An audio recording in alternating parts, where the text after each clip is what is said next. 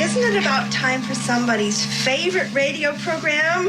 Yeah. 97.3 ESPN presents The Sports Bash with Mike Gill. When I'm driving, I got a guy on the radio who talks to me. I can't see him, but he talks to me. Now, live from inside the Ocean Casino Resort Studio, here's Mike Gill.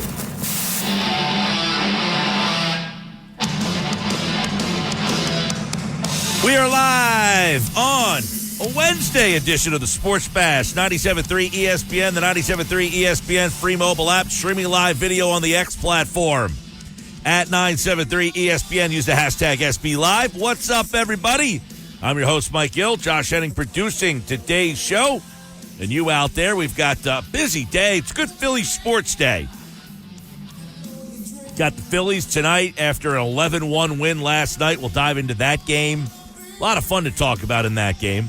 So we got the Phillies at 7, little Sixers Summer League at 9, and then Joel Embiid, Team USA against Canada tonight at 10:30.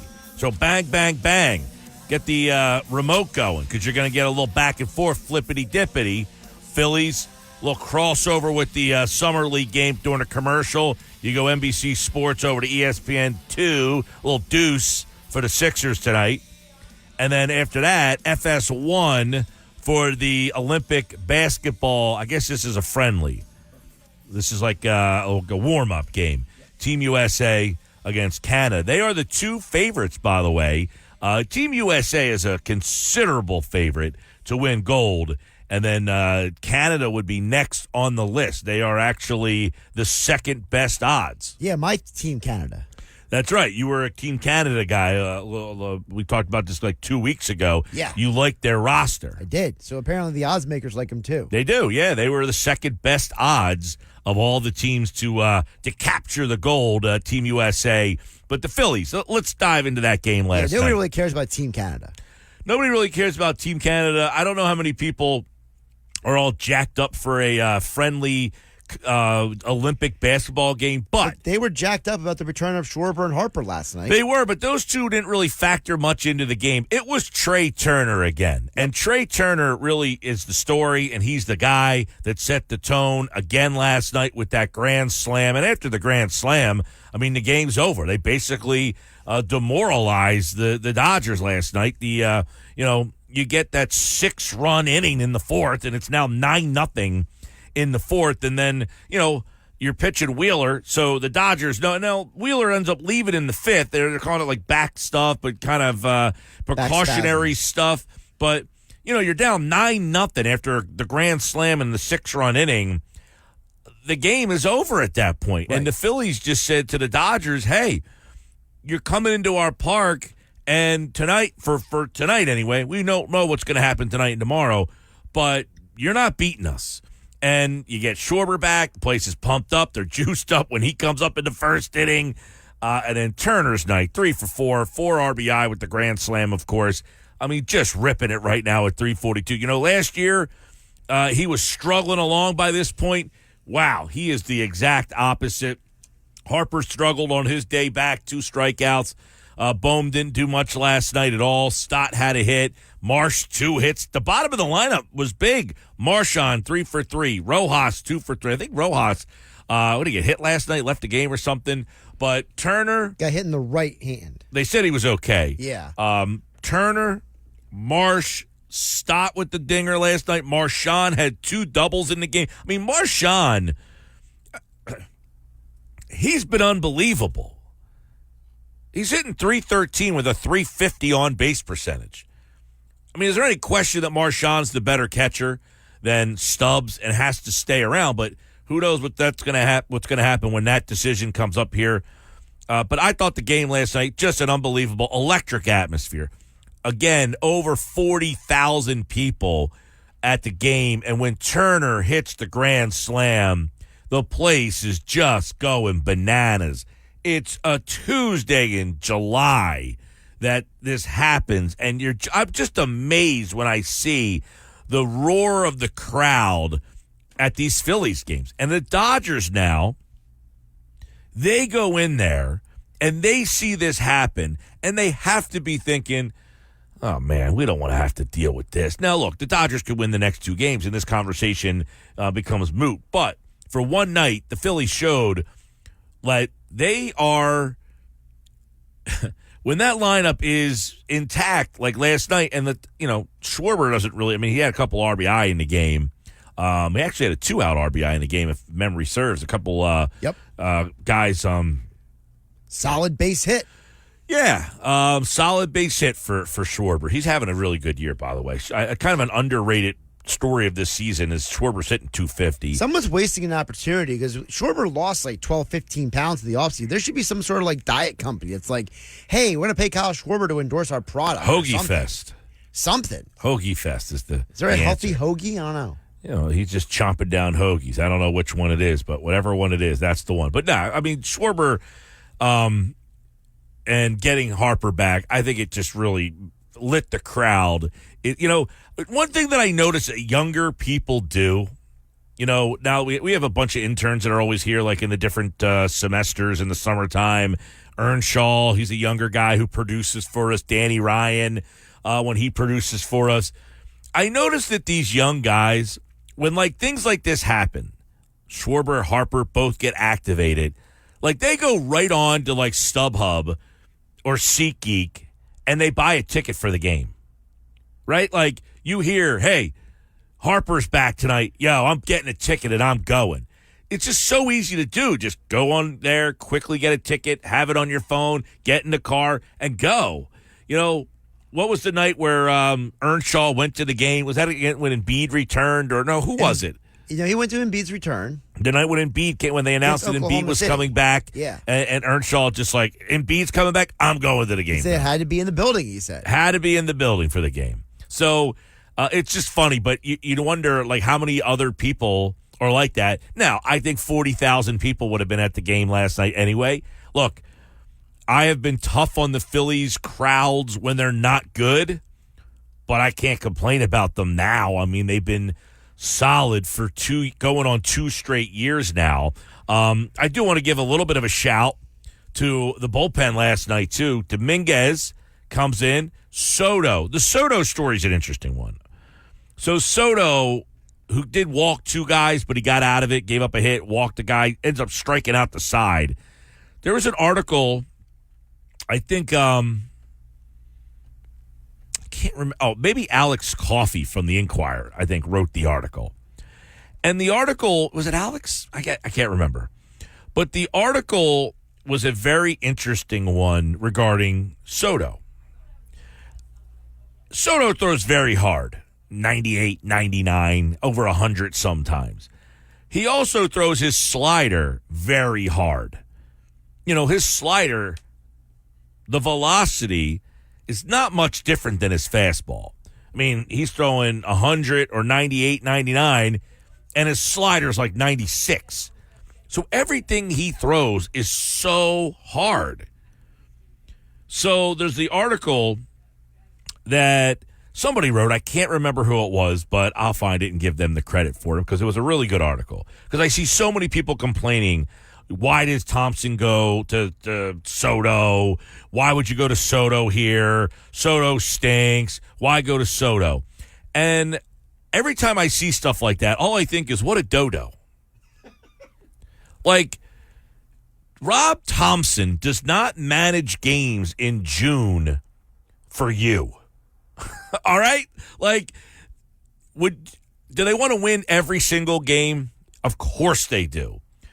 But to try to, if you can't see that this season is all about the big picture, it's not about June 14th, and he brings Soto in the game, and you don't think Soto's the best option.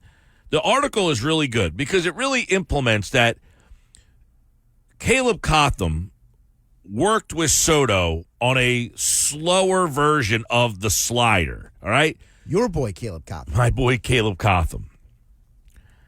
So he's working on Soto, a slower version of his slider because everything he throws is so hard. So he says, let's work on a slower version of the slider so that you throw 98, 99, 100 miles an hour, and then the next pitch doesn't look 96. It comes out and it looks like more 92. And that's something that to work on that, you need to implement that in a live game.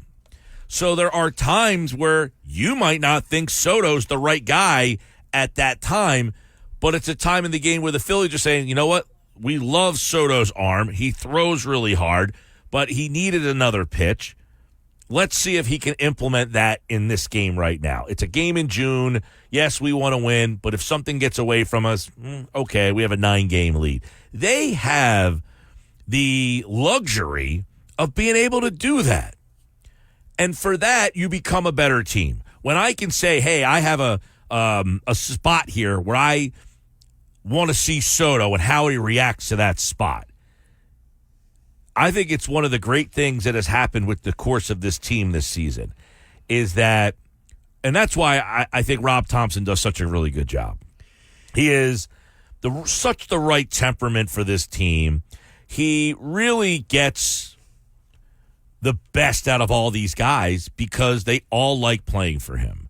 And I think they all enjoy that, hey, I'm going to use you in this spot here because I want you to go out there and work on your stuff. Go out there, and work on this new slider because if it gets hit around in June, that's fine. I want it to be ready for October. And Soto, since this time, has really turned the corner and has been one of the best pitchers in the Phillies bullpen. Since allowing 5 runs on April 17th, Mike, Gregory Soto has appeared in 28 games since then. He has since then a 2.19 ERA with 33 strikeouts and 24 2/3 innings. He also is currently on a 22 straight game streak where he has allowed no more than 1 earned run. I mean, he was on a streak there where he hadn't given up a run in, I can't even remember how many games it was, but it's a really huge addition to this team if they can get Soto to be what they really brought him to be. When they traded for him, he was the closer, he was an all-star, and he was a guy that, when they got him, I think they thought was going to be a little bit higher in the importance. But now, all right, right now, how would you rank the Phillies bullpen guys in trust? Hoffman, number 1. Strom, I trust overall, so I guess he would be number 2. I would say Alvarado 3 and Soto 4. Interesting. You think Soto should be higher on that list? You didn't say Kerkering. Kerkering's interesting because I like what I've seen, but I don't 100% trust him because I haven't seen enough of him. So I would probably just put him at 5 just because I want more. Okay. I want to see more of him. I'm reading this list. I saw this topic over at Phil's Tailgate. Those guys do a good job on Twitter. They kind of put out thoughtful stuff, and they said ranking the members of the Phillies bullpen based on trust right now. Number 8, Michael Mercado. Number 7, Jose Ruiz. Jose Ruiz probably should be lower than Mercado. Number 6, Sir Anthony Dominguez.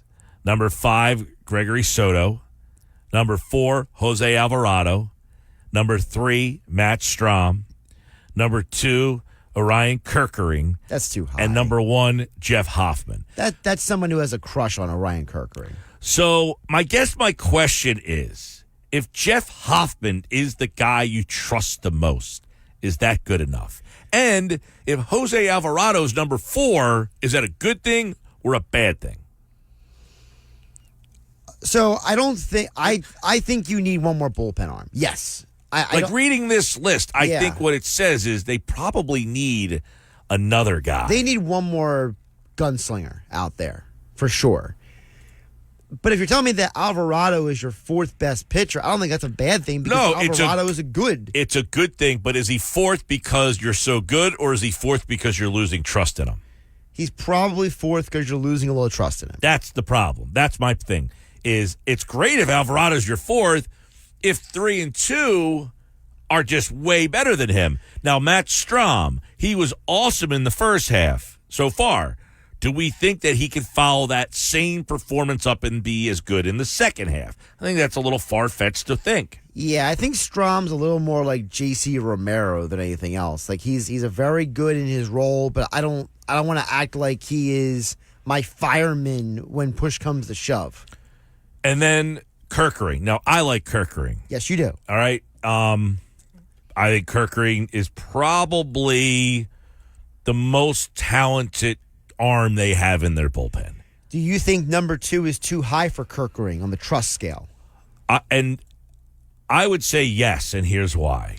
As much as I like Kerkering, he tends to have moments he hits a guy or, that slider just hangs a little bit. His stuff, to me, is the best. But now, not only is his stuff the best, his numbers are pretty much the best. I mean, him and Hoffman, you could make an argument that if Kerkering was the guy who had the 8 saves and Hoffman didn't, that Kerkering would be in the All-Star game. Hoffman's pitched in 38 games, Kerkering in 32. They've both pitched, Kerkering 33 innings, Hoffman 37. Hoffman's got the more important innings, so that's to be noted. Sure. Hoffman's given up 25 hits, Kerkering 23. Hoffman's given up 5 runs, so has Kerkering. One guy, Hoffman, has 8 walks, Kerkering only has 6. Hoffman 47 strikeouts in 37 innings. Kerkering has 37 strikeouts in 33 innings. So Hoffman's strikeout per 9 is slightly better. Hoffman's WAR 1.3, Kerkering's 1.2. Hoffman's WHIP 088, Kerkering 086. Hoffman 121 ERA, Kerkering 134. So, yeah, you could justify putting Kerkering in the 2 spot based on the numbers alone. But I do think he gets a little shaky every now and then. He worries me. Every now once and in a while, then. he still looks like a young pitcher. Every now and then, he looks like he has not given up a home run yet this year, by the way. 0. He's the only pitcher on the staff that has not given up a home run of any substance, by the way. Yeah, I'm not saying I don't think he's bad. I just want to see more of him because I think that as teams start adjusting to him, he'll have to make adjustments too. It's natural. 609-403-0973. 609-403-0973. Mike, your points are valid, but Rob didn't just start managing like this.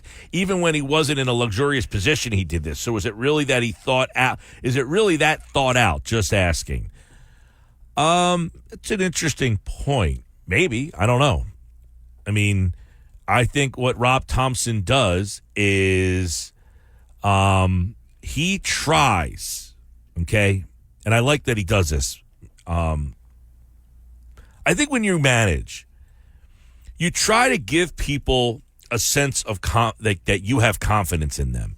You put them in spots that they don't even think that you're considering them for, to try to give them like manufactured confidence. I'm going to use you in this spot because I believe in you. Even if you don't really believe in them, you're trying to get them to believe in themselves. Okay. I think Thompson is very good at trying. He puts guys in spots where the fans are like, why would you go to Soto here? And he's saying, exactly, because I need Soto. I think this guy has it in him. And I think by putting him in these spots, I can get more out of him. And I think you're starting to see that from Soto. Soto's starting to turn the page where you're starting to say, I can see a different side of him. Now, it's a team effort. Cotham giving him another pitch.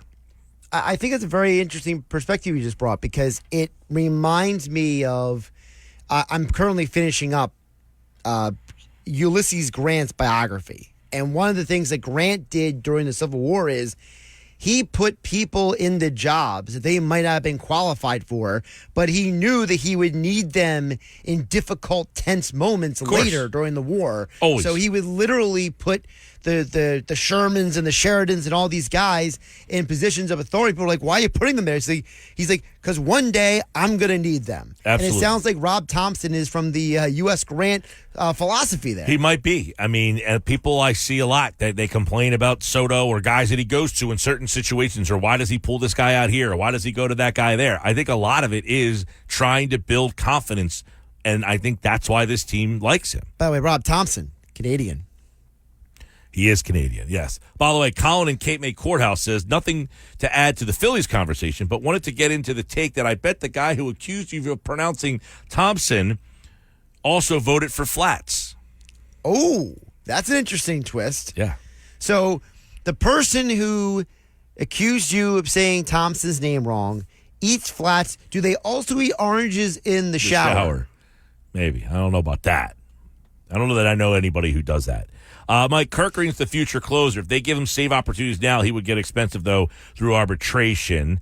That's Steve. Yeah, Steve, I actually agree with I thought Kirkering would be a possible closer this year, but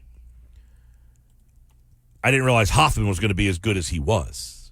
I think Hoffman being as good as he has been has put the lid on Kirkering's necessity to close games out. Because if Hoffman wasn't what he was right now, I think Kirkering would be in the Hoffman role. But Hoffman took the role and ran with it, so they don't need Kirkering in the Hoffman role because Hoffman has. Does that make sense?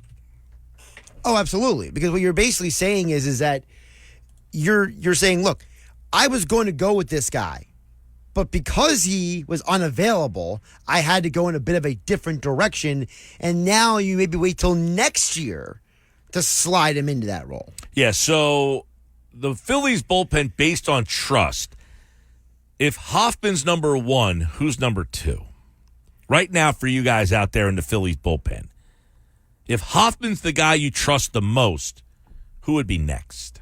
609-403-0973. 609-403-0973. All right? That's what I'm trying to figure out right now because I'm looking at the bullpen last night and everybody pitched. I mean, it was like you get a turn and you get a turn and you get a turn. You know, they had a day off. They haven't pitched. The top guys haven't had a lot of big situations. So last night you did see Dominguez, Soto, Kirkering all in the game. And, you know, there was a time where Dominguez was at the top of this list. He's now way down the bottom.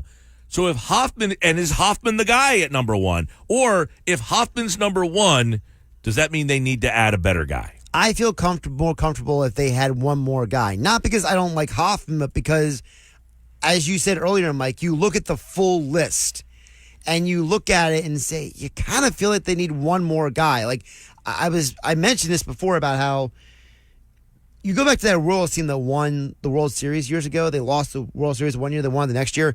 That bullpen was just so deep. I mean, they had guy after guy after guy, Madsen and Holland and Davis. And I mean, it was just like tons of dudes. And I would feel more comfortable if we could get one more dude in that bullpen. 609-403-0973. Who's the guy you trust the most in the Phillies bullpen?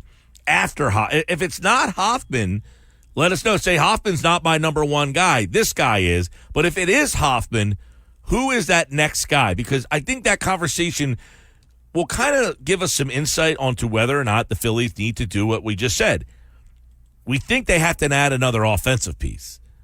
But do they also have to think about getting another bullpen arm to complete the World Series picture as we get to the deadline? We're getting close. Today's the 10th, 20 days away from the MLB trade deadline. Is this bullpen a finished product? 609-403-0973. Busy show. More Sports Bass. Justin says if you had to choose at the deadline, you can add one. Outfield bat, another reliever. What do you do? Outfield bat.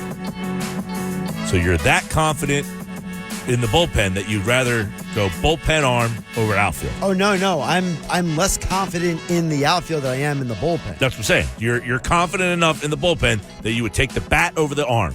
Yes, I'm confident enough. Busy show today. Keith Pompey at 3 o'clock, talking a little Sixers. And at 3:30 today, new Sixer Eric Gordon joins the Sports Bash on 97.3 ESPN.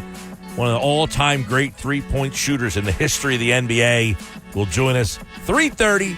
Eric Gordon here on the Sports Bash. Hey, it's Mike Gill. I want to tell you about my friend Rocco. Holy mackerel. I stopped by there, was it yesterday or Monday? I think it was Monday. I stopped by and walked out with the new 2024 MDX. Driving that right now, $499 a month for 36 months. You can get one too, but they're almost out.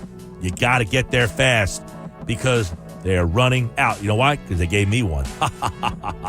But you can get one too. 2024 MDX are in stock. They must go this month, and he's priced them to move. $49.95 down, $499 a month for 36 months. Low mileage lease for current Acura owners. You better hurry because there's only a few left. So get there now and go ask for Rocco at Key Acura at Tilton Road in EAT, your small but friendly dealer. This is the story of the one. As head of maintenance at a concert hall, he knows the show must always go on. That's why he works behind the scenes, ensuring every light is working, the HVAC is humming, and his facility shines. With Grainger's supplies and solutions for every challenge he faces, plus 24/7 customer support, his venue never misses a beat. Call quickgrainger.com or just stop by. Grainger, for the ones who get it done. The Sports Bash with Mike Gill on 97.3 ESPN and the free mobile app. It's the Sports Bash Live, 97.3 ESPN, the 97.3 ESPN free mobile app, streaming live video on the X platform at 973 ESPN. Use the hashtag SBLive. I'm Mike Gill. Got a triple of Philly sports kind of today. You got Phillies, Dodgers tonight, Phillies, Sixers Summer League tonight, and then Joel Embiid and Team USA, they're playing Canada at 10:30 tonight. So you can go bang, bang, bang, flip all through. But Phillies 11-1 last night. The lineup obviously a lot deeper, a lot more complete. Mike McGarry from the Press of Atlantic City, pressofac.com, joins us now. And Mike, you know what a difference two players make, but does it change your thoughts at all on taking a look at this team last night, the way Trey Turner's playing, and whether or not they have enough as constructed, you know, to do what they ultimately need to do this year and win that World Series?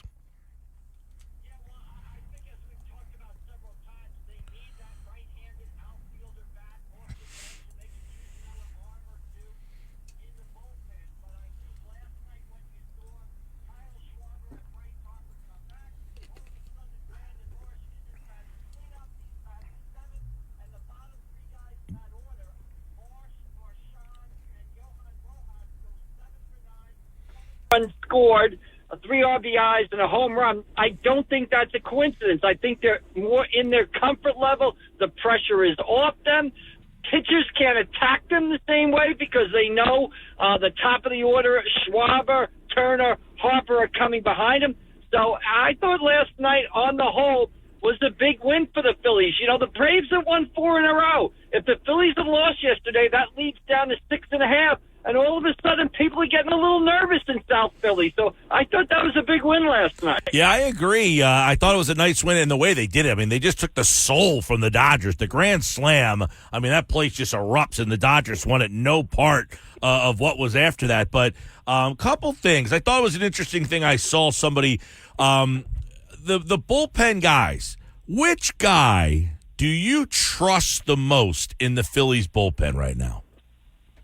That's a great question right now. And if I had to say the guy I trust the most right now, and it changes almost week to week, or it could change week to week, I trust Hoffman the most right now. And then I trust Strahm, and then I trust Alvarado, and then I trust Kirkland and Dominguez, probably in that order. But if you had to say, Mike, life on the line, open that bullpen door in the 9th inning to get 3 outs and protect a 1-run lead, today, July 10th, I trust Jeff Hoffman. Now, will I trust him on July 17th, July 24th, October 24th?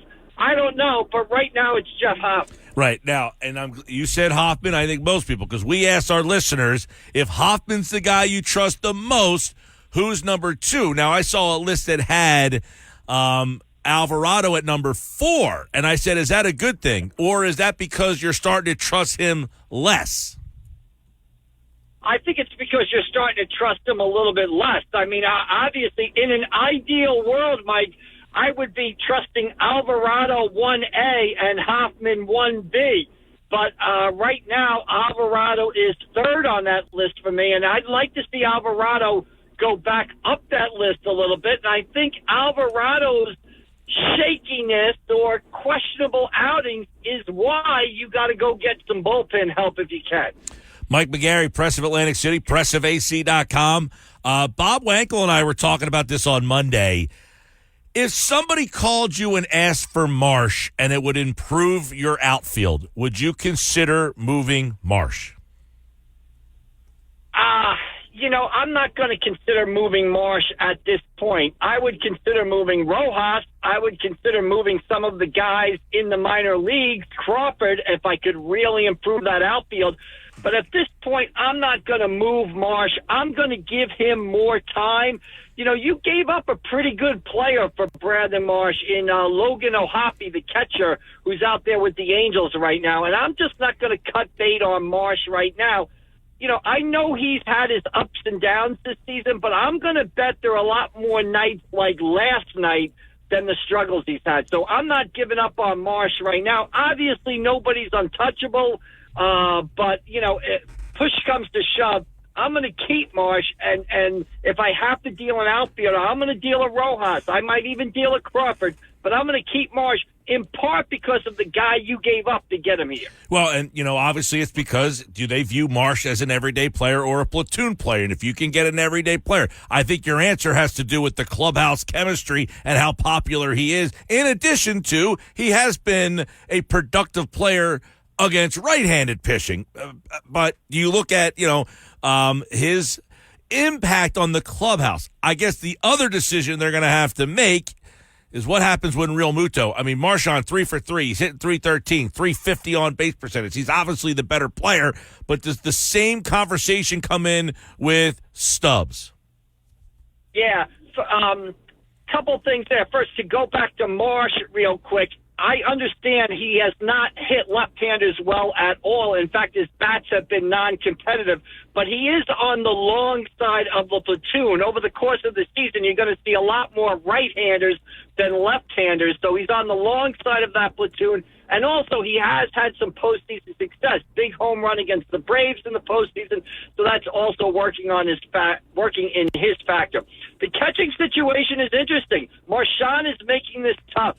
As of right now, I keep Stubbs and send Marchand down. Marchand has not played a lot of baseball. I think in reality, Marchand is probably the backup catcher on the team, but I want him playing every day, getting at-bats, staying sharp. So in case something does happen to JT, I can bring Marchand back, and he's in the habit of playing every day. So it's not fair to Marchand. It's going to cost him some money playing AAA as opposed to the majors, but I want him getting regular at-bats. He just hasn't played a lot of baseball the past couple of years. Get him regular at-bats. Get him ready in case Real Muto goes down again. Keep Stubbs at least for the rest of this season. And then next season, I think you make the transition where, you make Marchand the everyday backup catcher. Yeah, that one's going to be interesting because Real Muto, I would guess, is going to be back sometime right after. I guess, did he hit the other day? Was he on the field hitting yesterday? And they expect him to come back after the All-Star break. And there's some talk like, well, maybe they don't play him as much, but JT Realmuto is JT Realmuto. If he's on the roster, he's going to catch 90% of the games. And I think for Marchand's development and also to have him more effective, if JT goes down again and you need to bring him back, he has to be in playing shape. He has to be getting regular at-bats. And look, you bring him in the office and you say, hey, you're the backup catcher, but you're just playing, 70 miles up the Pennsylvania Turnpike. You're not sitting on the bench here. If something happens, you're going to be our guy, but we got to have you sharp and ready. Like I said, it's going to cost him some dollars, but you can make that up to him down down the road. Yeah, and the one thing, your point is, especially in the playoffs, the backup catcher never plays. I mean, he won't get a game at all. He won't start one game in the playoffs. But, is it better to have Stubbs, the DJ, or Marshawn as the better player? Well, I think, in fairness to Stubbs, he has played pretty well during this period where, JT Realmuto has been out. Has he been good as Marshawn? No, but he has played pretty well, and I think there's something to clubhouse atmosphere, clubhouse vibe, sticking with that guy. We're in July now. Marshawn can come back when the rosters expand in September also.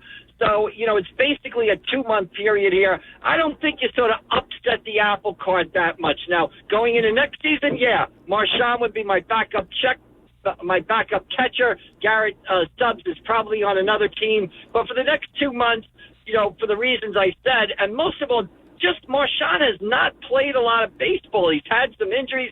Send him to AAA. Let him get regular at-bats and tell him, look, guy, you're the backup catcher. You're just playing every day, up the road in Allentown. Mike McGarry from the Press of Atlantic City, pressofac.com. The Phillies and the Dodgers continuing on tonight. And obviously, the Phillies get that 11-1 win last night. They'll play again tonight. I would think the Phillies have almost every game. Now, tonight's interesting, have the pitching advantage. But when you look at these two teams, what separates them in your mind? Because I think a lot of people think these are the two teams that could see each other in a National League Championship Series. So when you look at the two teams, I know Mookie Betts is out, but when they're at full strength and the Phillies are two strength, what's the big difference that you like one over the other? Starting pitching, that's it, basically. I mean, I think the Braves, you can make a case that the Dodgers bullpen is better. You can make a case that with Mookie Betts, the Dodgers line better. You can't make any case for the starting pitching. The Phillies have the superior starting pitching. The Dodgers starting pitching is banged up. Tyler Glasnow just went on the injured list. Walker Buehler's out. Kershaw's out. A lot of other guys are out. Yamamura, the Japanese pitcher, is out. Starting pitching, Zach, Aaron Nola, Ranger Suarez, Christopher Sanchez. Big advantage for the Phillies. Yeah, last year that's what did the Dodgers in, because quite frankly it should have been Phillies-Dodgers in NLCS, but they couldn't get past the Dodgers because, the Diamondbacks, because their pitching was so bad. They go out and get Yamamoto, they go out and get Glasnow, and now they're hurt. That's the big difference. I agree with you there, Mike. Real quick, speaking of pitching, Zach Wheeler had to leave the game last night. Any indication, was this precautionary? Why did he leave? And what's next for him? Yeah, left with some left lower back discomfort, right? So he leaves the game. Afterwards, he said he's been feeling it for his last 2 starts. He said he landed hard on the mound before the last road trip. So that would have been the June 27th start against the Marlins. Said he's had some discomfort. He said he expects to make his next start. So it didn't sound too serious. But, hey, it's a back, and back makes you a little nervous, right? So, that's definitely a situation worth monitoring, and we'll see how it plays out. Backs can be an issue and can linger and everything else. So, not, on a 1 to 10 level, maybe I'm about a 2 or a 3, but definitely worth something keeping an eye on as we progress this week and the rest of the season. All right, Phils and Dodgers tonight. Game number 2 at Citizens Bank Park, and obviously they come off the 10-1 win last night over the Dodgers. The grand slam from Trey Turner's been unbelievable. 2 homers in a game twice since he's been back. The grand slam last night, 342, 387 on base. Trey Turner having a fantastic season for the Phils. Mike McGarry from the Press of Atlantic City and pressofac.com. Thanks, Mike.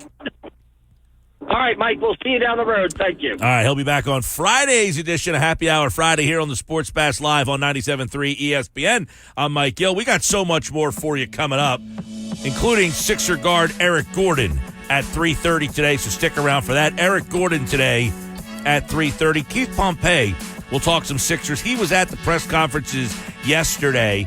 Drummond, Oubre, see what they said and how they mix in. And we'll talk to Eric Gordon tonight about how he thinks he fits in and why Philadelphia for Eric Gordon. Why Philadelphia for Eric Gordon?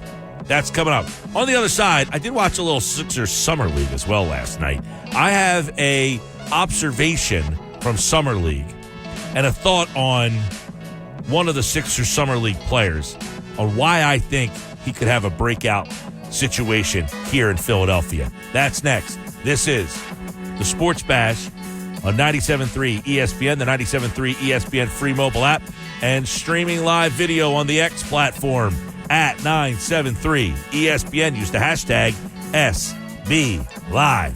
It's Mike Gill And I am the voice of the voiceless. on 97.3 ESPN and the 97.3 ESPN free mobile app.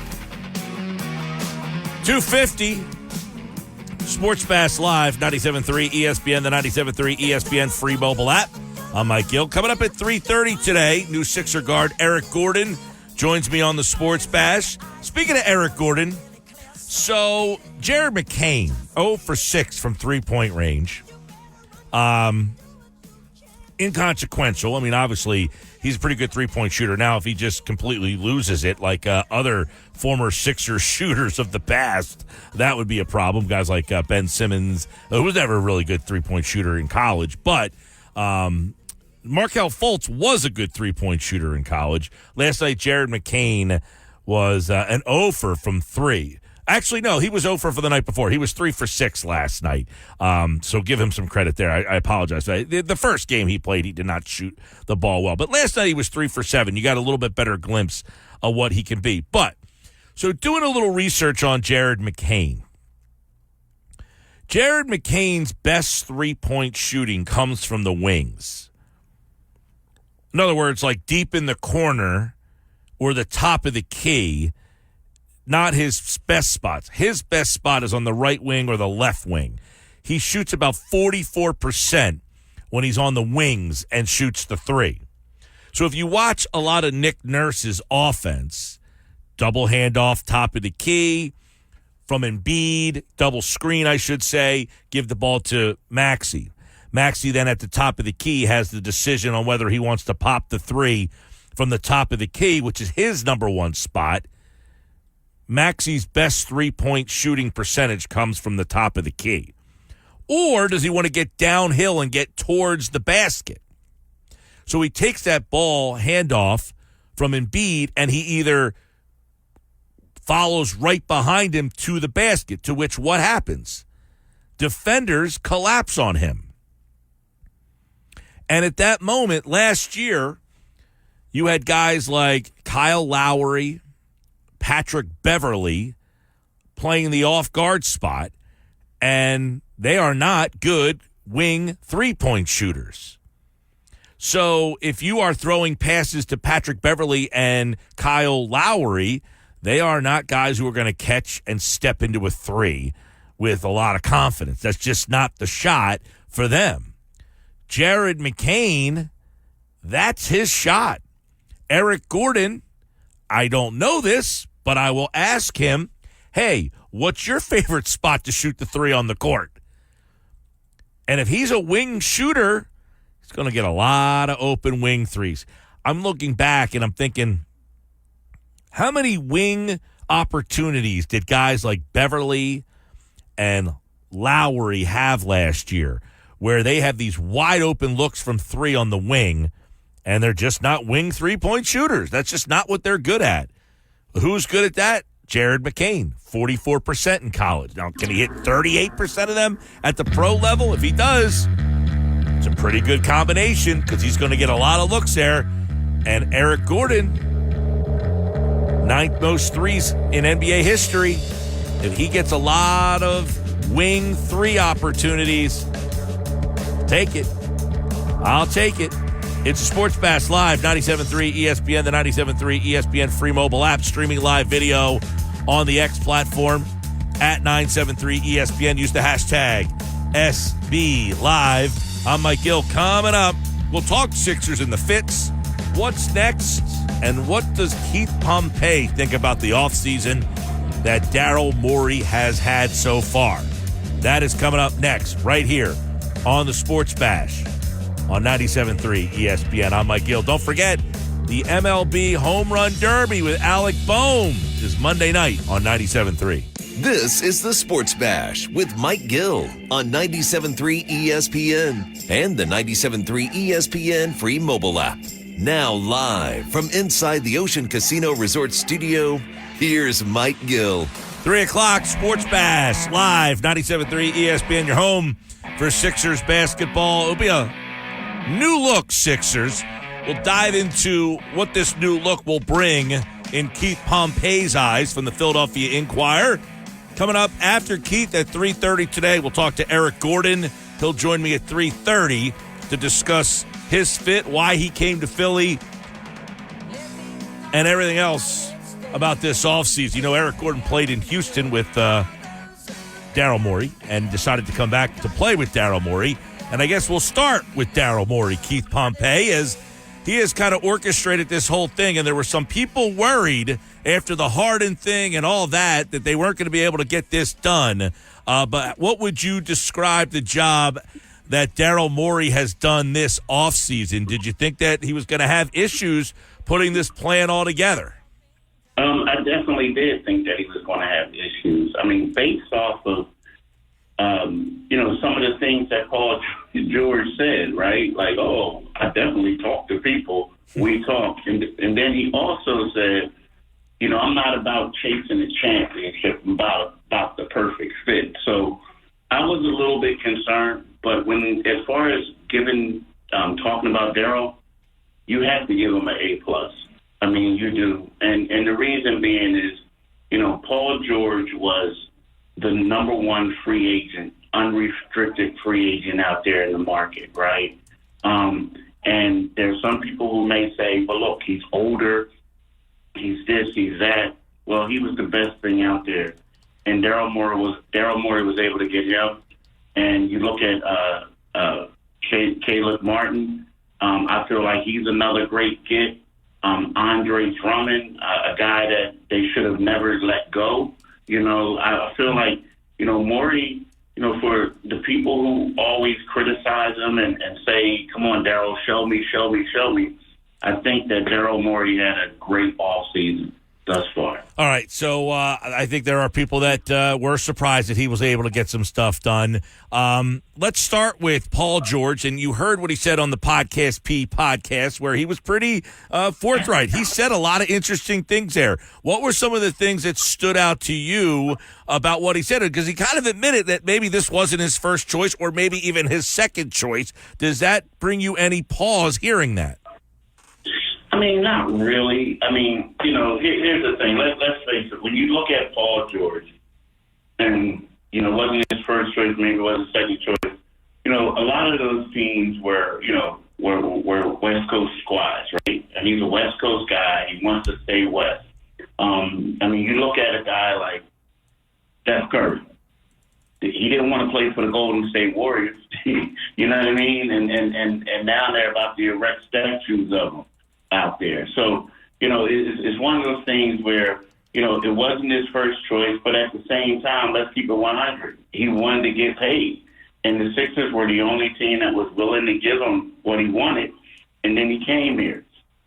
So, my thing is, if he comes here and he starts pouting after a couple months, then maybe we may have something here. But at the same time, it makes sense for a California kid who, his family and all these other people are out there who would prefer to stay out there. And it's like you're leaving the sunshine to come to the cold, the humidity in the summertime. I'm not going to fall for that. I'm really not. Let's keep it 100. He kept it real. He said it. Yeah. Some guys will lie and say, nah, don't believe that. I always wanted to come here. Nah, he kept it 100. He got it out there, and it is what it is. Yeah, I tend to agree. I might have wanted to go someplace else. That doesn't mean that I can't like where I ended up. Like I might have had aspirations. You might have said Pitt wasn't my first choice, and I'm sure it couldn't have been, but you ended up at Pitt and liked it. Hey, man, when you were saying that, I was about to say, yeah, just like you wanted to go to Pitt, but you couldn't go to Pitt, so you went to West Virginia and you loved it. I was going to say the same. Keith Pompey for the Philadelphia Inquirer here. So obviously they get Paul George, and everybody's talking about his age and all that stuff, but really the fit that he brings between Maxey and Embiid, how much of an upgrade in your mind is that over what Tobias Harris was? Because I would imagine he kind of fills and steps into kind of that Tobias Harris role. Yeah, you know what? It's weird. So when you look at it, when the Sixers had Tobias Harris is what, a power forward, right? They're about the same height, but Tobias Harris is a power forward. But you needed Tobias Harris to fill the role that Paul George could fill. You needed a guy who can be an elite defender. He became a better defender, but he's not on Paul George's level. And you needed a guy who can basically be able to impact the game without touching the ball all the time. Where Tobias, he has to be in pick and rolls. He can't stretch the. I mean, you want him to stretch the floor, but that wasn't his game. So when you look at it, it's kind of like you say where Tobias, was kind of like a B-level type of guy. Well, you got a future Hall of Fame type player to play the position that you wanted Tobias to play. So it's definitely an upgrade. And when you look at these, not to be long-winded, but when you look at these trios, these three headed monster type guys, right? The teams that work out were like Boston and also the Miami Heat. And the reason why it worked out in Boston with Paul Pierce, Kevin Garnett, and Ray Allen is because all three of them played different positions, right? The same thing with the Miami Heat when they had LeBron James, Wade, and Chris Bosh. I look at this one, it's similar, where you have Maxey, who's a point guard, combo guard. You have George, who's a wing, a perimeter, wing. He could play the 2, he could play the 3, he could go small ball 4. And then you have Joel Embiid as a center. So you don't have guys who are competing with each other for touches, guys who are getting in each other's way. And that's why I think that he's a perfect fit. And he's going to play his natural position, whereas Tobias had to play the 3 and do other things for him out of position. Yeah, I know. A lot of people look at that fit and think it's just a perfect fit. And then they got, some other interesting questions around them. They bring back Kelly Oubre and where he kind of fits in now. Is his role different in your eyes from the guy who kind of excelled here last year? No, I don't, because I feel like the thing about with Kelly is when Kelly really, and we talked about this during the season, when Kelly really found his groove and was extremely impactful, and he did something that Tobias didn't do, was he was able to impact the game without getting plays called for him, right? Whether it was crashing the boards, playing stuff on D, and that's the type of guy you need in a lineup with the big 3 that they're calling them now, right? Because it's like, what's going to happen? Embiid misses a shot. Maxey misses a shot. Paul George. You know that you have to keep an eye on Kelly Oubre because he's going to crash the boards. He's going to do different things. He's going to get out in transition, get, steals, the easy layups. I mean, that's what he did. And also, I think that when you talk to Kelly Oubre and you say to him, what position do you prefer to play? He'll always say shooting guard. The fact that they have Paul George now, who could play the 3, is going to enable Kelly to feel more comfortable as a long 2 as opposed to playing a 3. So I think that we understand what he can do without the ball, but it also he can now play shooting guard and have success at that area. Yeah, and you just said it, a long 2, and that brings us to Caleb Martin, who I guess would be a small 4. Is that the role there? I mean, is that where they kind of see him and want him? What is the thought process behind it? And I like the Caleb Martin sign. I think that's the kind of guy they've been really lacking. But what do they think about his role on this team and his fit? Yeah, nowadays they say, look at it, what do they call it? positionless basketball for the most part, right? Right. But when I look at them, I think that when you look at the Boston Celtics and see how they do it, yeah, you got a 1, you got a 2, and then you got a couple, you got 2 wing guys playing the 3 and the 4. And I think that's how they look at it. But I think that, if I do have a concern, I would not. Don't be wrong. I love Caleb Martin. I love his game. He's a starter in this league, especially for this team. But to me, I feel a little bit more comfortable with a guy who's going to be at least 6'8", playing a 4, right? That's just my preference, right? But at the same time, I look at and you see what the Sixers are doing. You see what the New York Knicks are doing. What they're doing is they're going out there getting guys who are known for shutting down the Celtics, right? That's what they're thinking. They're making these moves not just for the regular season, 82 games. They're looking at this guy as a guy who can help us against the Boston Celtics in the playoffs. So I kind of like it. But again, I do feel like, you may be able to have that starting lineup, but go out there and try to go out and get some bigger 4s or something like that who can fit in the mix and help out. Yeah, I guess, and we could get into that a little deeper with Keith Pompey from the Philadelphia Inquirer. Is there anything down the pipeline here still, or is this, I know they need 2 more guys, I think, on this roster, but getting Andre Drummond, you and I have had many conversations over the years. Obviously, that position has been an albatross for them. They don't want to give him up. They had to get the Harden deal done. Now he's back. He understands his role. When you talked to him yesterday, it sounds like he is happy to be back, serving the role that he did when he was here the last time.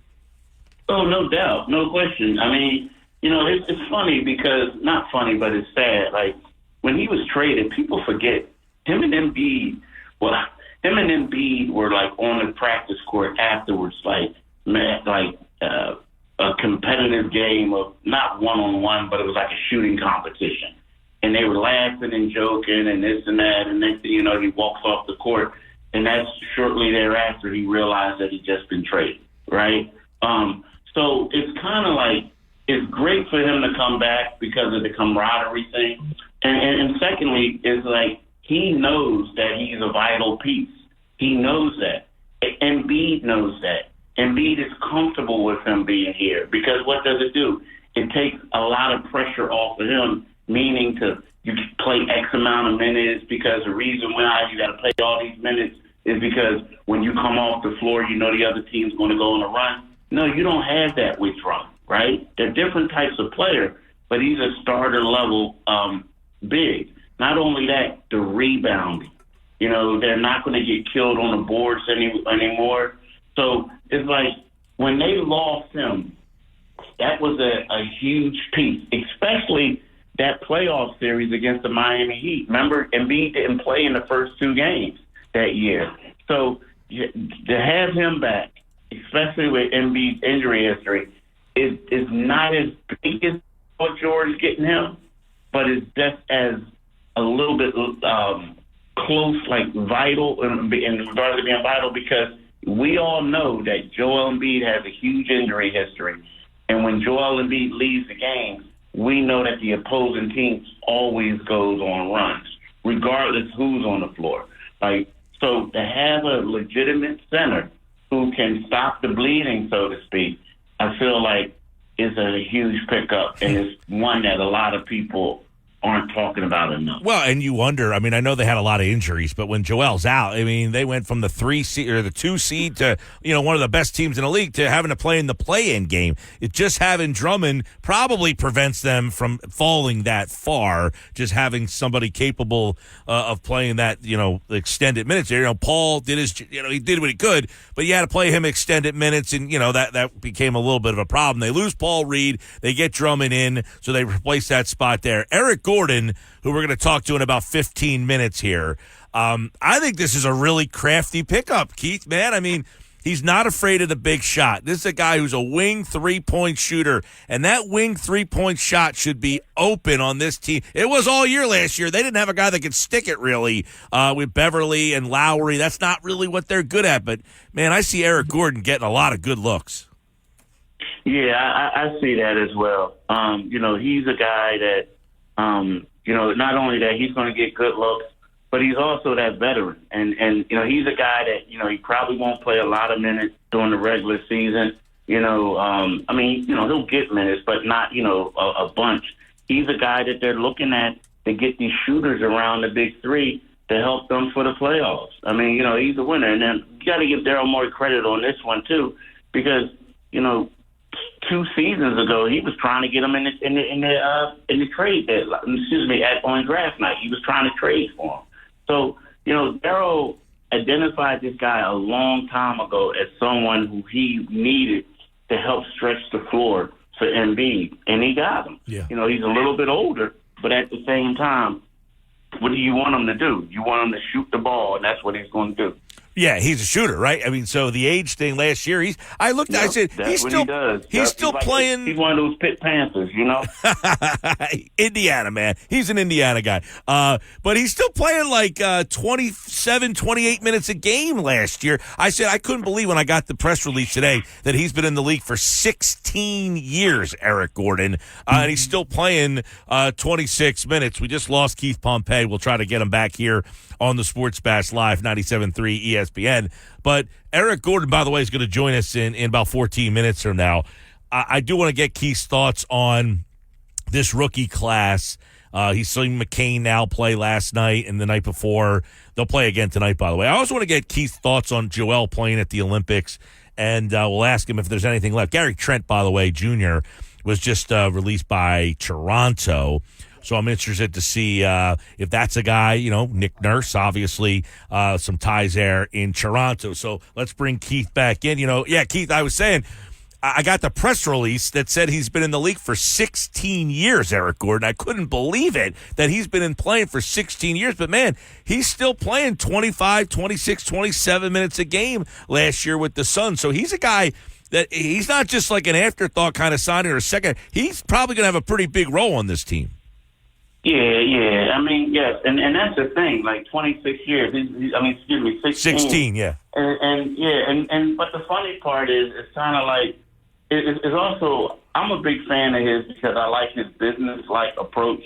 Like, he's not with the shenanigans. I'm not saying he's like a fighter or an enforcer or anything, but he's just a guy that comes in and he's a good hard worker, and he plays hard, and he makes shots. There are going to be some people who are concerned and say, he's been in the league 16 years, he's older, and this and that. How is he going to help this team? Well, my question to them is, who are you going to get on the minimum who can shoot the ball the way he shoots? And a guy who's a selfless guy who just wants to win. Yeah. You know what I mean? Mm-hmm. Yep. That's the thing. It's like, you look at it, and they got this guy for a bargain, and he's a guy who knows how to play off stars, and that's the big thing. He was in Phoenix last year. They struggled, knew how to play off of those stars. When he was in Houston, he played off of James Harden. These are the type of guys that you want. These are the type of guys that help a team become competitive and build depth. Loving the conversation with Keith Pompey. Couple more quickies. Number one, I don't know how much of the summer league you're watching or whether that matters, but is Jared McCain in your mind going to have? I said yesterday, Maxi's rookie year, he played 15 minutes a game. He averaged 8 points. Is it too far-fetched to think that McCain can approach those numbers? You know what? That's a great question. The difference is, when you looked at that team that Maxey was on, Ben Simmons wasn't really like a shooter or a scorer, this and that. You know what I mean? And I felt like they needed Maxey to get it. I feel like McCain is going to be a different situation where he's going to shoot the ball. He's going to stretch the floor. Now, granted, he's shown that he can do more than that, in the summer league. But I feel like, if you need McCann to score a lot of points, you might be in trouble. You know what I mean? Yeah. Like, you know what I mean? But, You're not leaning on him, but if he's just a complimentary guy that hits a couple threes here and there, Yeah, that's going to be his impact, I feel like. But I do feel like it's one of those things where you can look at it like, okay, he fulfills an immediate need on a championship caliber team with his shooting because you had Paul George, right? and that could be his role. But at the same time, what you're doing is you're developing him just like you develop Maxey for the future. Yeah. If that makes sense. Yeah, no, You know what I I mean? think it makes perfect sense. And he's another guy, by the way, very good wing 3-point shooter. I think the guys on the wings last year, Beverly, Lowry, not wing 3 guys. These two, Gordon and McCain, he's a very good wing 3. I like that part. Ricky Council, does he fit into this roster, into this rotation? Oh, he does. He definitely does. You know what I mean? He's a guy that put in a lot of work. You look at how his growth from last year to now, like based off of his last year's summer league, he would shoot the ball and you're like, oh, he needs to work on his shot. Yep. You know what I mean? We know he could dunk. But now you look at him, I feel like the small sample size that he had in the regular season towards the end of the regular season really showed you that he can be a nice rotation guy for him. He's a guy that can play both forward positions. If they want to go small, he can do that. And he's also he played shooting guard in high school and some of that in college. So you look at him and you say to yourself that, he's very versatile and he's a good defender too. He's the type of guy that they need to have depth in this league. I guess as we get ready to wrap up with Keith here, looking at Keith Pompey from the Philadelphia Inquirer, looking at what's out there, what's next. Is Daryl got another sly move up his sleeve, or is this kind of a finished deal and they'll take a couple guys from this summer league roster?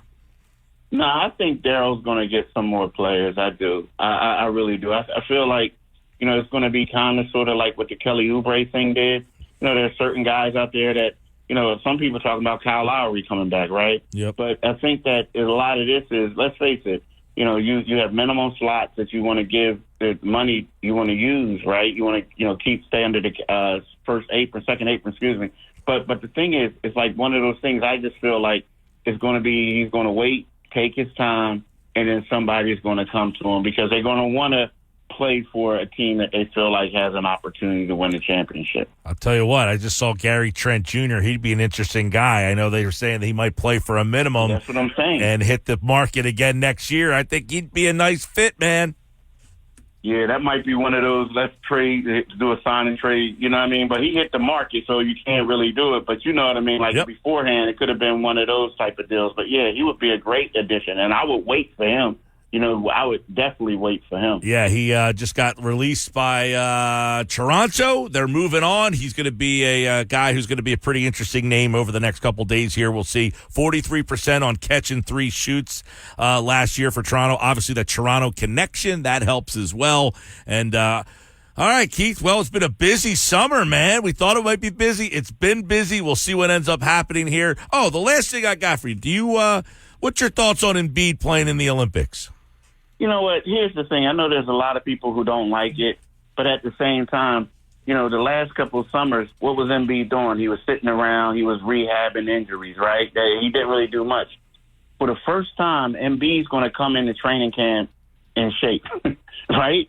So it's like, to me, I'm like, yo, this is a bonus in a way. Like, if he goes there and he's healthy, he doesn't have any injuries, I think that we should, embrace it because we know that he's going to come in shape. The last couple of years, they had they call it ramp-up period. It was like the preseason, he didn't really play. He didn't play at all. And then the first couple weeks of the season, he was trying to get in condition.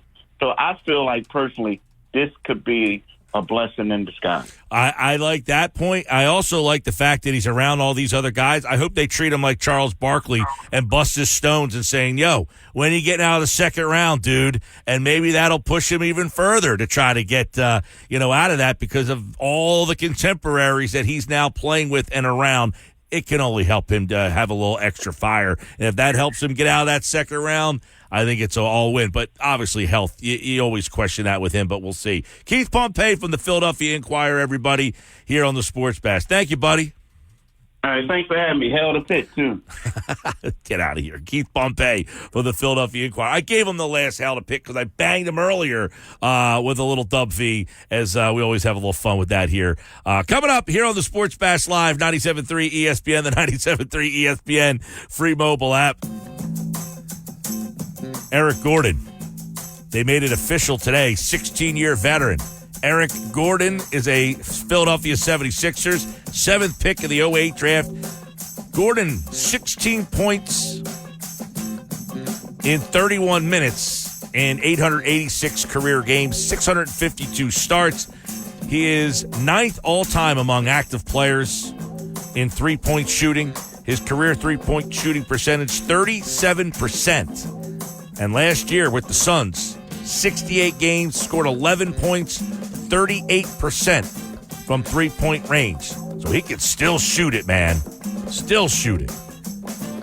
We'll talk to him coming up next on the Sports Bash Live on 97.3 ESPN. You're listening to the This is the story of the one.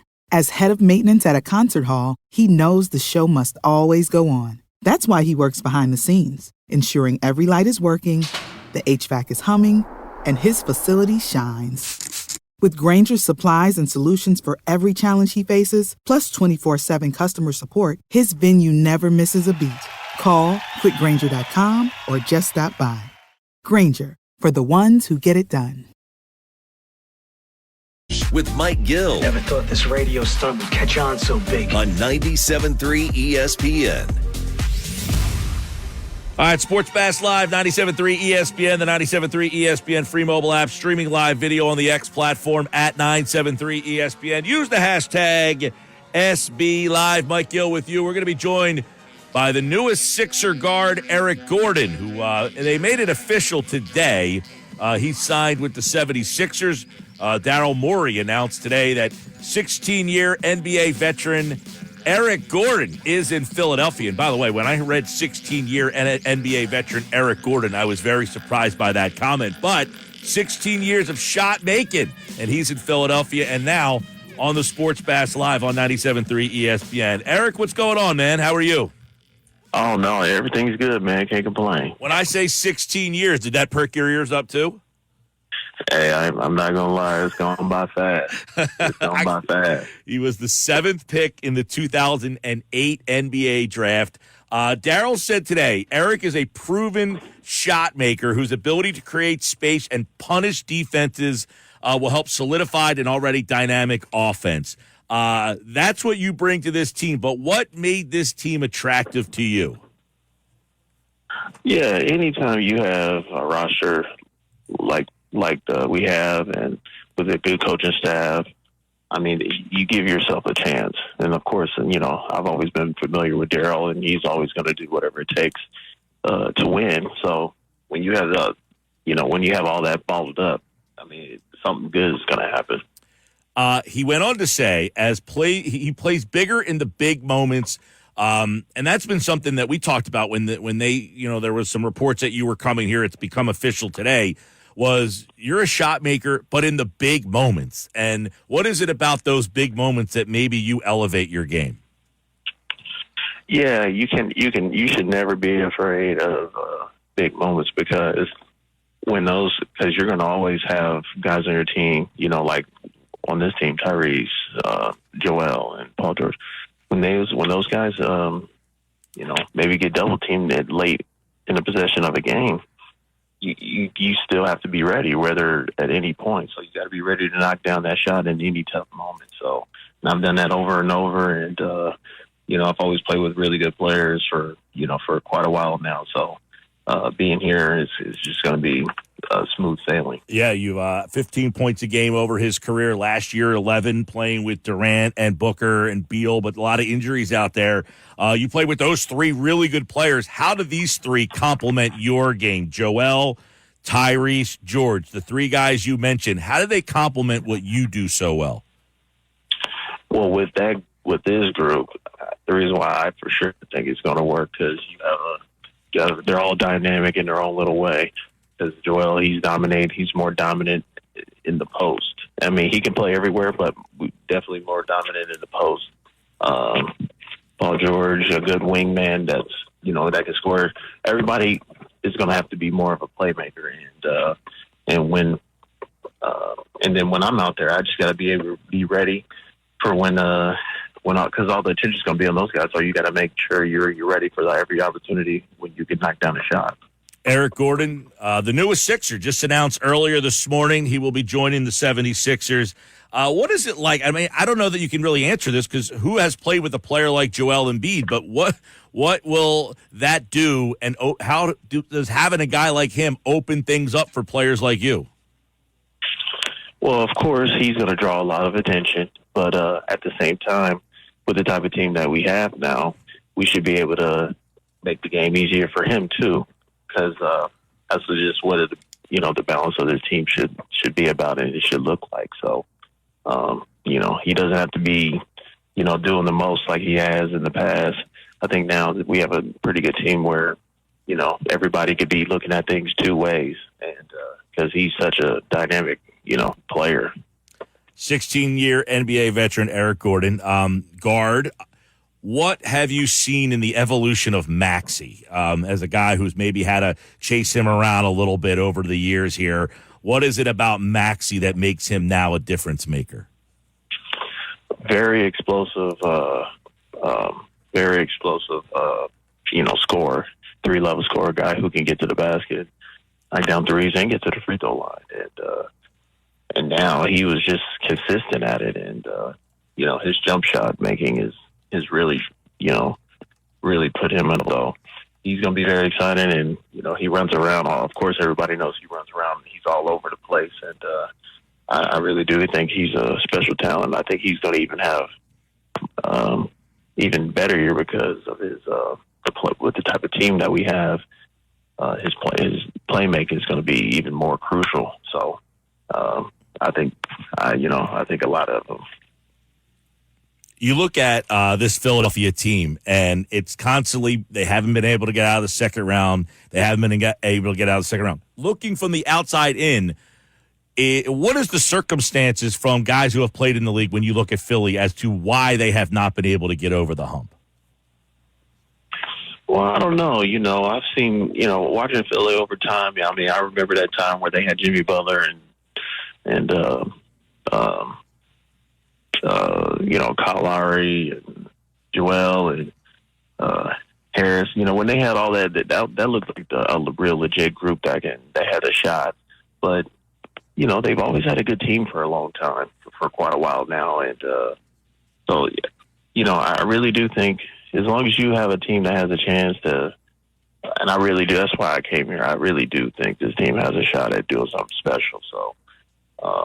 That's the reason why I came here, because I really do see something where when you look down the roster, everybody has something to prove, and I think that's why I think this team has something. They do have a lot of guys, right, that that are coming in here. Even a guy like Drummond, who has kind of said the other day, I mean, I'm sure, Eric, you're aware that the Sixers have had some troubles when Joel leaves the floor, which a lot of teams would do. He does so much, but they have just not been able. But getting a guy like just a veteran player like Drummond, who seems to be much like you, that thinks his team can win and understands what his role is, having guys that are pretty well-defined in their role. Like, I just said 16-year. We're kind of like, wow.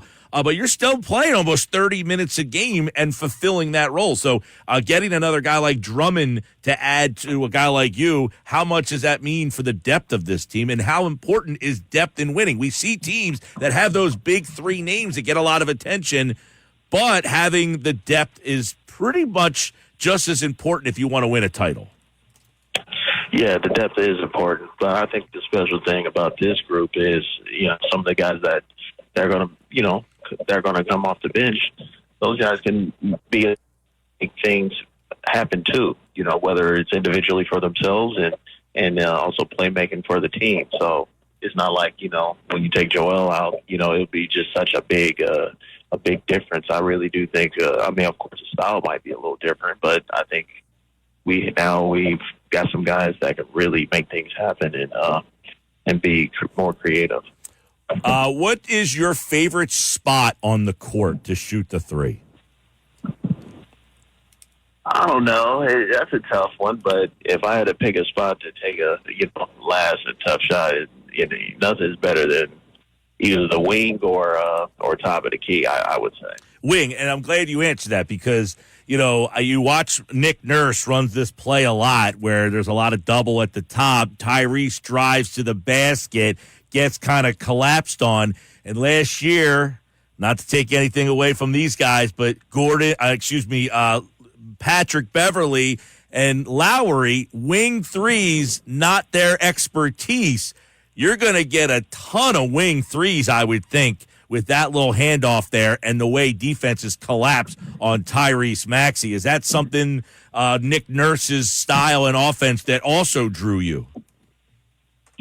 Well, hey, it's all about me being ready and looking forward to it. That's why I'm ready to look forward to those type of shots. Well, you should get a ton of them. They were a ton of open wing threes last year on this team. You got Kelly Oubre, who's back here. Eric Gordon now, who's on the phone with us now. Andre Drummond. A lot different look for this Sixers team. We look forward to it. Eric Gordon, 16 years in the NBA. I cannot believe 16. I can remember the night you got drafted, man. And he's had an unbelievable career. And it's good to have you here in Philadelphia, man. Do you have a first stop in Philly? Have you heard, do you have a favorite place around? By the way, he's a Christmas baby as well, so you might get a Christmas Day game on your birthday here in Philadelphia, I would imagine, this year. Do you have a spot in Philly that you like to hit when you get into town? No, not really. I like to venture out a little bit more, but like I said, it's good to be here, and I'm gonna definitely figure out the different kinds and different types of restaurants to really go to. So I'm really looking forward to it. Well, I can tell you that first wing three that goes down, that place will go bananas. And I'm sure you've heard many people, they come here, they fall in love with the place. And I'm sure the people, when you hit that first one, they're going to erupt. And Eric Gordon, it's great to have you here in Philadelphia, and we appreciate you calling in. Oh, yeah, appreciate it, man. All right, Eric Gordon, everybody, 76ers shooting guard. He's here on the Sports Bash Live. I think he's going to do well in that wing role. I do think that guys who can shoot the wing three, we were talking about this earlier with Jared McCain. He's a guy that's a wing three shooter. You get those open looks on the wing. Remember last year, guys like Lowry, Patrick Beverly, that's just not their shot. I think a guy like Eric Gordon, who for his career, that's what he does. He's a 37% three-point shooter. Last year in Phoenix, 37%. The year before with the Clippers, 42%. He still shoots the three at a high clip. It's the Sports Bash Live, 97.3 ESPN, the 97.3 ESPN free mobile app. Streaming live video on the X platform at 973 ESPN. And boy, oh boy, we've had a lot of Sixers this hour with Keith Pompey talking a little Sixers. There's Eric Gordon for you. This hour brought to you by Broadley's Plumbing, Heating, Air Conditioning, your trusted source for heating and plumbing service and installation for generations. 609-390-3907, online at broadleys.net. Thanks to Eric Gordon here on the Sports Bash. We still have football at 4, still to come. Phils tonight against the Dodgers. Talked a lot about the Phils earlier, but 11-1 still kind of ringing in my head. You know what happens after an 11-1 game? Probably no runs tonight, right? Isn't that what usually happens? We'll get more into that a little bit later on here on the Sports Bash, live, 97.3. This is the story of the one. As a maintenance engineer, he hears things differently. To the untrained ear, everything on his shop floor might sound fine, but he can hear gears grinding or a belt slipping. So he steps in to fix the problem at hand before it gets out of hand. And he knows Grainger's got the right product he needs to get the job done, which is music to his ears. Call, click Grainger.com, or just stop by. Grainger, for the ones who get it done. Mike Gill. Do I have everybody's attention now? On 97.3 ESPN and the 97.3 ESPN free mobile app. 3:49, thanks to Eric Gordon, new Sixer. I think he fits in really well. Talked to Keith Pompey about it earlier in the hour, talked to him about it when he said, I asked him, what's your favorite spot on the court to shoot? And he would have to be the wing or the top of the key. They would be his two spots. And I like hearing that. I think that's a great spot in this offense. They need a wing three guy. I think it's a spot that they could have been much better at last year. A lot of looks from the wing.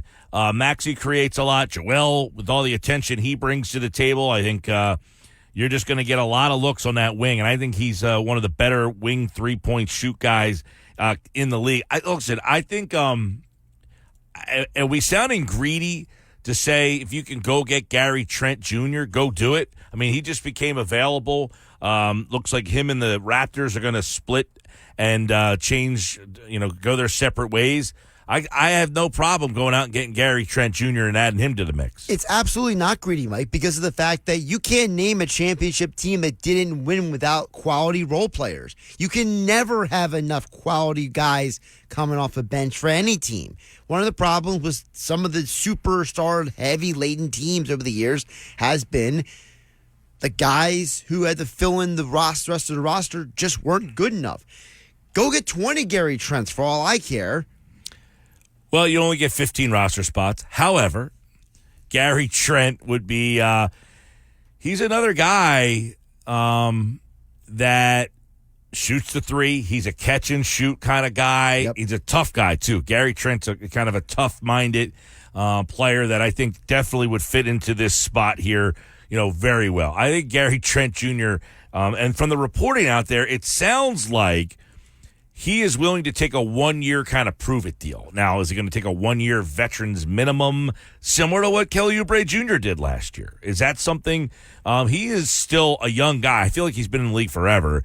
He is going to be 26 years old. Last year, Toronto. There's a guy that in Toronto, playing for Nick Nurse, averaged 18 points a game. Right. 16 points, 15 points, 15 points, 17 points. Last year, 13 points a game in Toronto. So his numbers went down last year with Nurse not there. 39% from three. In Portland, he was a 40% three-point shooter. Went to Toronto, 38%. He's a guy that can shoot the three, but what he also does, he does a little bit of the dirty work. He's a guy who does a little bit of rebounding, not a whole, but he rebounds, he assists, he blocks, he steals. He just kind of does everything. So if they can kind of figure out a way to make that deal work, man, that would be a really big addition to the team. But good catching up with Eric Gordon. The one thing that stands out when I'm looking at the numbers from him is this is a guy that averaged almost 16 points a game in his career. He's a guy who shoots a career 37%, 6 threes per game. He's not afraid to shoot. He's not afraid to, if you remember that those Houston teams, he was really the guy who stepped up in a lot of those bigger games when James Harden wasn't able to. So, and Daryl Morey's quote was perfect. He plays bigger as the moments get bigger. That's something this team has lacked, right? Sounds perfect to me. Right? Isn't that something this team has completely lacked? A guy who plays bigger as the moment gets bigger? That's something that I think we can all agree that this team has really been lacking over several years. The coronation of this team as they've put it together is, where's the guy that when the times get tough they can look to and say, get me a bucket? The Raptors series, the Hawks series, the Celtics series, the Knicks series last year, all of those series could have used Eric Gordon. They sure could, and the Sports Bash has them on right here on the Sports Bash. You can go back and watch the interview, and we'll have it up on our YouTube channel. Here on the Sports Bash, go to 97.3 ESPN on YouTube, subscribe, and get all the interviews from the Sports Bash. Also, follow us on TikTok, 973.ESPN. Our highlights from all our interviews are posted on our TikTok page, 973.ESPN on TikTok. I know nothing about TikTok, but the interns do a good job with it. I know enough to know it exists. We have a TikTok now. You can get clips of our interviews over at the TikTok page. So go TikTok, 973.ESPN. Football at 4 is coming up here on the Sports Bash. Jeff Mosher stops by, and we get into a little NFC East conversation last night. Hard knocks. Hard times for the Giants. Coming up. 97.3 ESPN presents the Sports Bash with Mike Gill It's time for Football at 4, powered by the Inside the Birds podcast. Just hungry to bring back another Lombardi to Philly. The fans deserve it. Our team deserves it. Culture begs for it. Now live, this is Football at 4. Football at 4, powered by the Inside the Birds podcast. It's brought to you by Bet365. Whatever the sport, whatever the moment, it's never ordinary. At Bet365, I'm Mike Gill. This is the Sports Bash, and Jeff Mosher is here today as we take a look at now I know, Jeff Mosher, because last week I asked you about Hard Knocks, and you said, well, this is your annual question of whether I watch Hard Knocks, where I say, no, I didn't watch Hard Knocks. But have you seen any of the clips this week? Because I, too, have not seen Hard Knocks this week, but I have seen some of the clips that really stand out about this one. How can I answer this? I've seen on X that there are clips of Hard Knocks specifically pertaining to how it went down with Saquon Barkley. I did not indulge in listening to those clips or much more than that. All right. Well, the clip that you are talking about, everybody is talking about today, where Joe Schoen basically, I mean, he blew it, right? I mean, you listen to that clip, Saquon Barkley was like, couldn't believe what he was hearing on the other side. So, like, any of the questions about why Barkley left, don't you have to be like, dude, Joe Schoen blew it. He had a chance, and he basically said, hey, go find out how much you're worth and circle back to us. And Saquon's like, you want me to circle back to you? Like, go pound sand, dude. Like, he's basically saying, go see if anybody else wants to date you, and if not, then we'll date you. Yeah, I don't think he blew it at all. I believe that once they didn't get Saquon Barkley signed the year before, and then they settled on that one-year deal, that as an organization, they had decided that they would only have one more year left of Saquon Barkley. All right, well, you're saying he didn't blow it because you're saying they didn't want him back. Correct. All right. They had made him an offer. I don't want to say they don't want him back. They had made him offers. There had been negotiations and discussions of long-term deals that never worked out. And I think once that set of long-term deals was declined and they settled on the one-year deal, that was the end of any idea of a longer-term future for Saquon Barkley with the Giants. Yeah, I mean, so you're saying they didn't really want him back, and then was he playing it as if, like, we did want you back, but we didn't want to act like we didn't want you back? Is that what you're kind of – because in the end then, he basically – and this goes back to what A.J. Brown was kind of like insinuating that, you know, hey, my guy got disrespected here. The way that it went down, if you watch the video, which I can't believe some of the access they're actually giving, it's pretty good, to be honest with you. And I didn't even see last night's episode. I'm seeing enough on social media where I'm like, I can't believe some of the stuff they're showing here. But that call between him and Saquon Barkley, I mean, Barkley almost was like dumbfounded of the way that call went down, it sounded like. Yeah. I mean, I think he always believed that there would be an offer or a match or some kind of more harder negotiation on the Giants side. But like I said, when I'm, you know, and I've talked to some people surrounding the situation, whether they're just independent observers or seeing how it goes or people close to the situation. And I'm always reminded that, you know, the Giants pretty much were the ones that drew the line in the sand after Saquon drew the line in the sand and said, I'm not going to take the long-term offer that you're taking me. And then they settled on the one-year deal, which was a little bit more than the franchise tag, if I'm not mistaken, what he played on last year. I don't remember the whole particulars of it.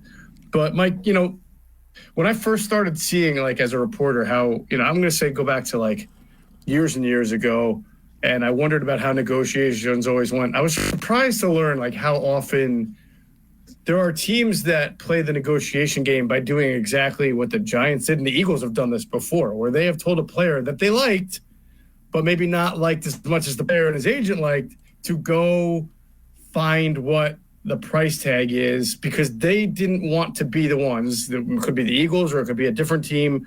They didn't want to be the ones that set the market and then have the player and his agent go leverage off that number. You're not going to use us for a baseline deal, come back to us saying you got more, and we can't really be the ones to verify that or not. So they say, you go ahead and come back to you, be the first one with a number, and we'll tell you whether we like it or not. Right. No, I mean, is that in your mind a Is that a disrespect? Is that like, hey, is that showing we don't want you, or we only want you under? Because he's right, well, the one thing in the clip, he goes, hey man, we just want to let you know we've appreciated everything done for the organization in the 2 years I've been here. You've been great. They appreciate you. Like, it was like him saying goodbye and, hey, we do appreciate you, but go out and see if anybody else appreciates you and then come back to us. Yes, and there are times where you find that the player comes back, and maybe that's something that happened with Avonte Maddox, where it's like, we'll release you. You go see if you can do something better. If not, you come back to us. We have a spot, at least a competition and some money for you.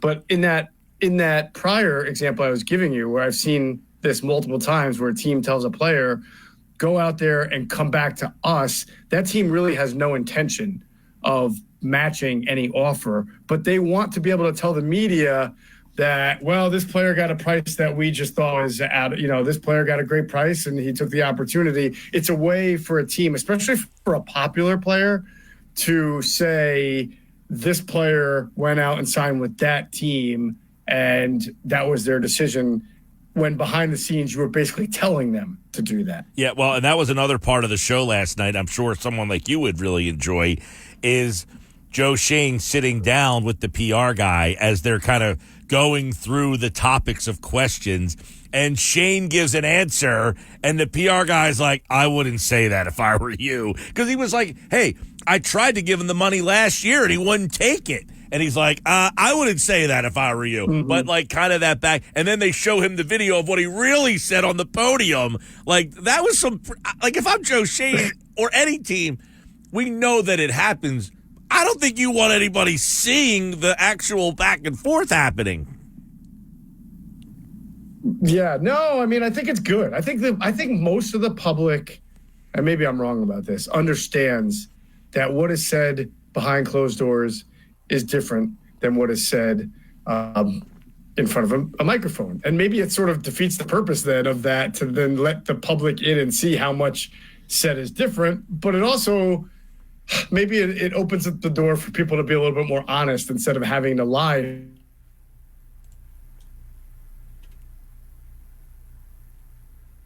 We lost Moshe for a sec. He seems to have frozen up on us here on the Sports Bash Live 97.3 ESPN. But for those of you who didn't see that clip last night, it's Joe Schoen basically getting, prepped by the PR staff as they kind of, hey, you're going to get asked. And I think what they really do, what it looked like anyway, is they basically turn the TV on and they're looking to see what the shows are talking about. What's Mike Greenberg on Get Up talking about? What's Stephen A. Smith on First Take? What's he talking about? And they're saying, hey, these are the topics today. You're going to get these questions asked. And they're kind of going over how they want to answer those questions. And the one question, hey, about Saquon, and he's like, well, we tried to give the guy $12 million last year, but he didn't want it. And, the PR guy looks at him. He's like, yeah, I wouldn't say that if I were you. So it was one of those things where you got a little bit of behind the scenes. You also got, and by the way, we'll try to get Jeff back on here in just a minute. It was one of those things as well. They brought you inside the Giants, like when they meet with a prospect for the draft. And I thought that was just great insight. I mean, number one, I think they got the right guy that they drafted in Odunze. I think he was a great interview. Or when they sat down with him. There's Jeff. I'll pop him back in if you're watching on the X platform at 973 ESPN on the hashtag SB Live.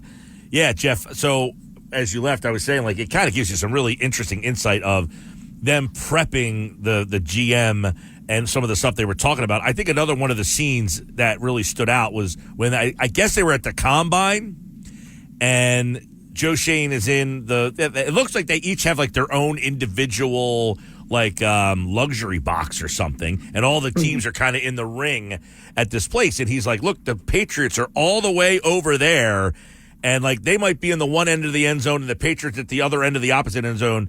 And he's like, yeah, I'm going to go over there and talk to them. They tried to get up to number 3, it sounded like, and it looked like they wanted Drake May was what the Giants really wanted to do.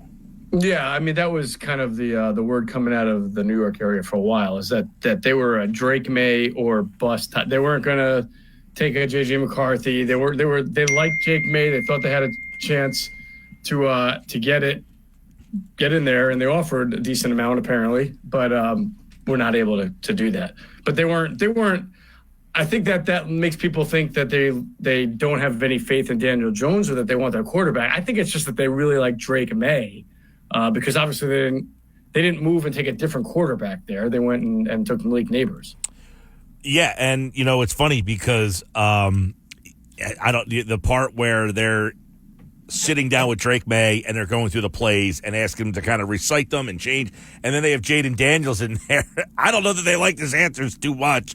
And Adam brought this up yesterday about how he did not score well on certain, tests, off the field.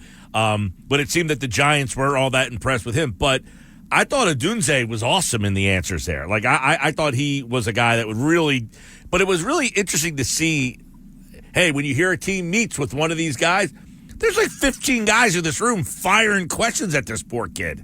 I know. You really learn a lot about just how difficult it is to be an NFL player, forget rookie, just player, through these interviews because you're asked to retain a lot of information in a small amount of time, be able to spit it back. I mean, there's a great story that Jordan Mailata has told about the first time he met Jeff Stoutland, and Jeff Stoutland drew up a bunch of protections or plays on a chalkboard. And, here's Jordan Mailata, who's never played football in his entire life other than rugby, right? Which is not football. And he's trying to, make sense of it. And I guess when they left the classroom, he tried to take a Stoutland erased the board, but Mailata tried to take a screenshot of whatever that was left there to try to study it the next day. But then the next day he had to come and sort of go back with Jeff Stoutland on everything that they had discussed the day before. It's just a ton of information, a ton of verbiage, a ton of language that can be very similar, very different. So I like that behind the scenes stuff. I didn't see the one with Jaden Daniels, but I just saw the one with Drake May where they're talking about, left Linda, right Rita, and flipping plays. And, it's fantastic. It just seems like almost unfair. I don't know. Kids have to learn all that in 2 minutes. That's number one. Number two, he's having a conversation with Daniels, and in the middle of the conversation, stop. What was the name of that play again? And the kid's like, that's when you hear about a guy having to learn a new playbook and all that stuff. You just hear the verbiage that these guys use, and you're like, that's not easy to do. I also I can't imagine any team is lining up to try to get on this show next year.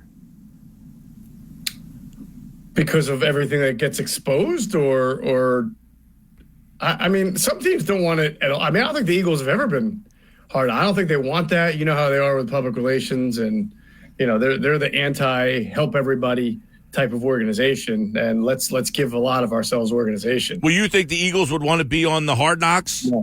That's what I'm saying. Yeah. I said, I don't think anybody would be lining up to get on this show. There are some organizations that kind of live for that, though. I mean, I wouldn't be, I think the Dolphins have been on it before, right? Their owner, Steven, what's his name? Steven, why can't I remember? Ross. Yeah. I mean, he seems to be a guy who, wants to be in front of the camera as much as possible. It's Miami, right? That it kind of plays well there. So there are some organizations. Well, there's a difference. I agree with you. Most like to play it closer to the vest. Yeah, well, there's a difference between the Hard Knocks where you're going through the training camp and this one basically having to make decision on players, your draft stuff, and how you basically think. The way that they're talking, the one scene they're talking about, they didn't think that Barkley would have much of a value or market, and it made them. It was like, oh, what team out there is going to give this guy $12 million?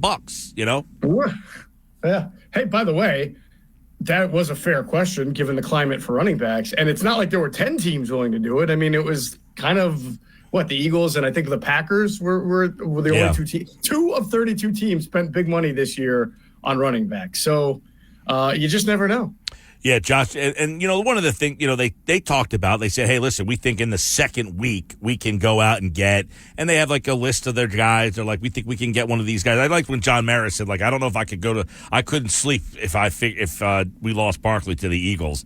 Well, I guess he's had a lot of sleepless nights going through a lot of this. But if you haven't seen, I have not seen the full episode, but there's been a lot of clips. I did see last week's episode. I finally got that one there. One of the things. Remember the when they look at the amount of money the NFL was paid to allow that exposure for Hard Knocks, I'm sure those teams that are uncomfortable with it, all of a sudden taking in this extra revenue, they get comfortable really quickly. Well, the team itself probably doesn't care. The players and the coaches and the people that are having to be making these. I mean, Joe Schoen, you almost feel terrible for the guy.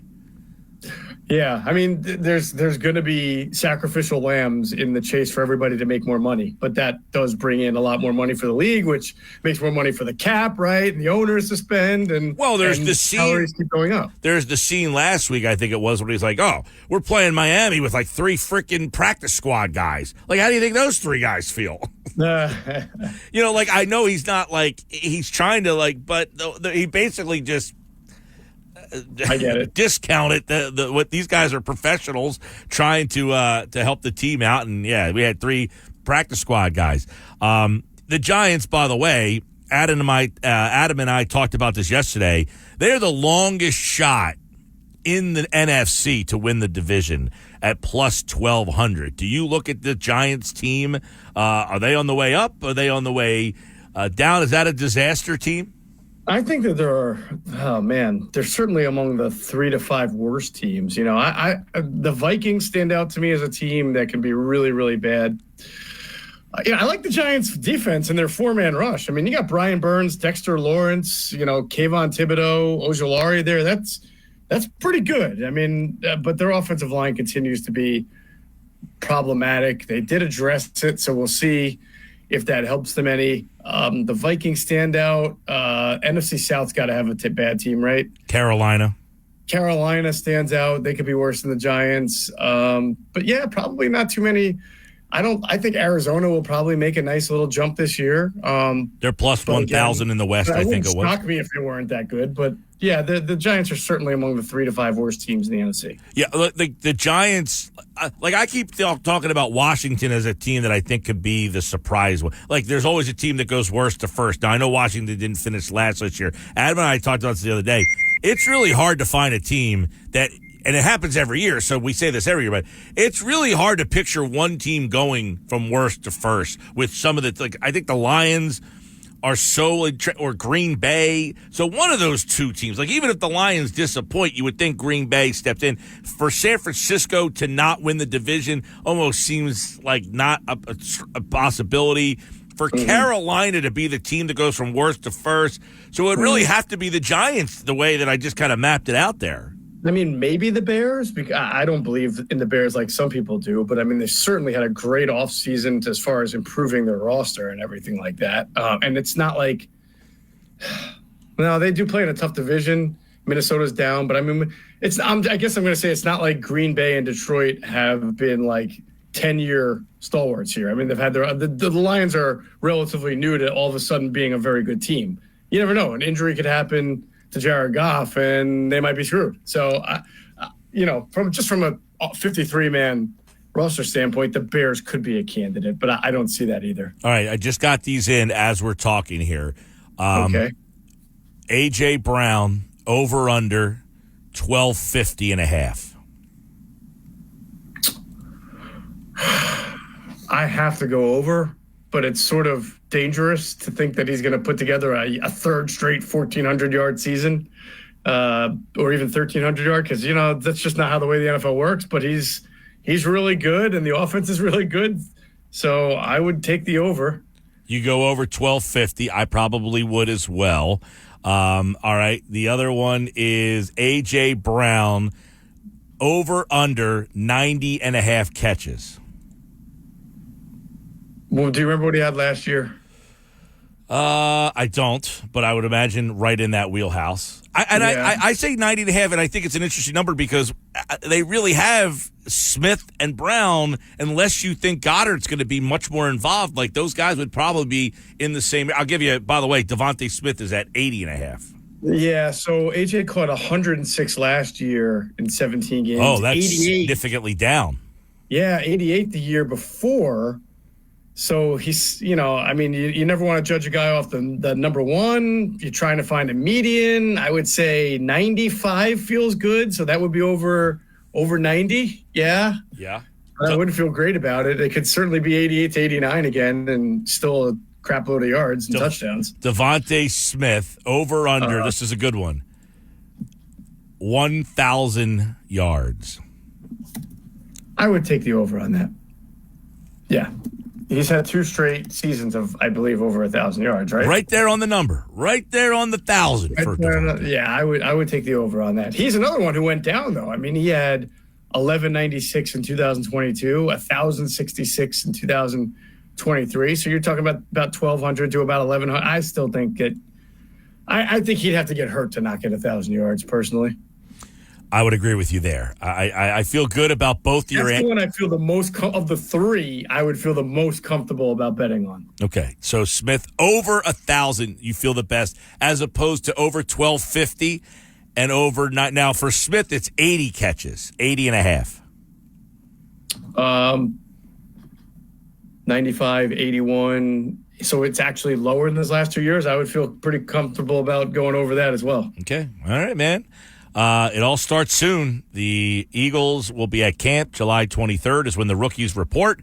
And, of course, we'll have it for you on Football at 4 and the guys over at the Inside the Birds podcast, which you can get on all podcasting platforms. And don't forget their YouTube channel. Just search Inside the Birds. They'll be back tomorrow here with Andrew Adams back on Friday. And, man, we'll be getting to Eagles camp before we know it. But the summer still has a lot of time left to go there, Jeff Mosher. Thanks. Thank you for throwing that in, Mike. Talk to you Monday. See you, buddy. All right, Jeff Mosher, everybody. Football at 4 here on the Sports Bash Live on 97.3 ESPN. Devontae Smith, regular season receiving yards, over under 1,000. What do you guys say? Over under 1,000 for Devontae Smith. You go, and they were talking, my man Q, I texted Q today. He said he did have A.J. Brown in his top 5 wide receivers. He sent me his list. You want to hear it? Yeah, give me his list. By the way, I'll tell you that I would take over on both Brown and Smith on the yards. Yeah, Brown was 1,250.5. Yeah, Brown has 2 straight years of over 1,400 receiving yards.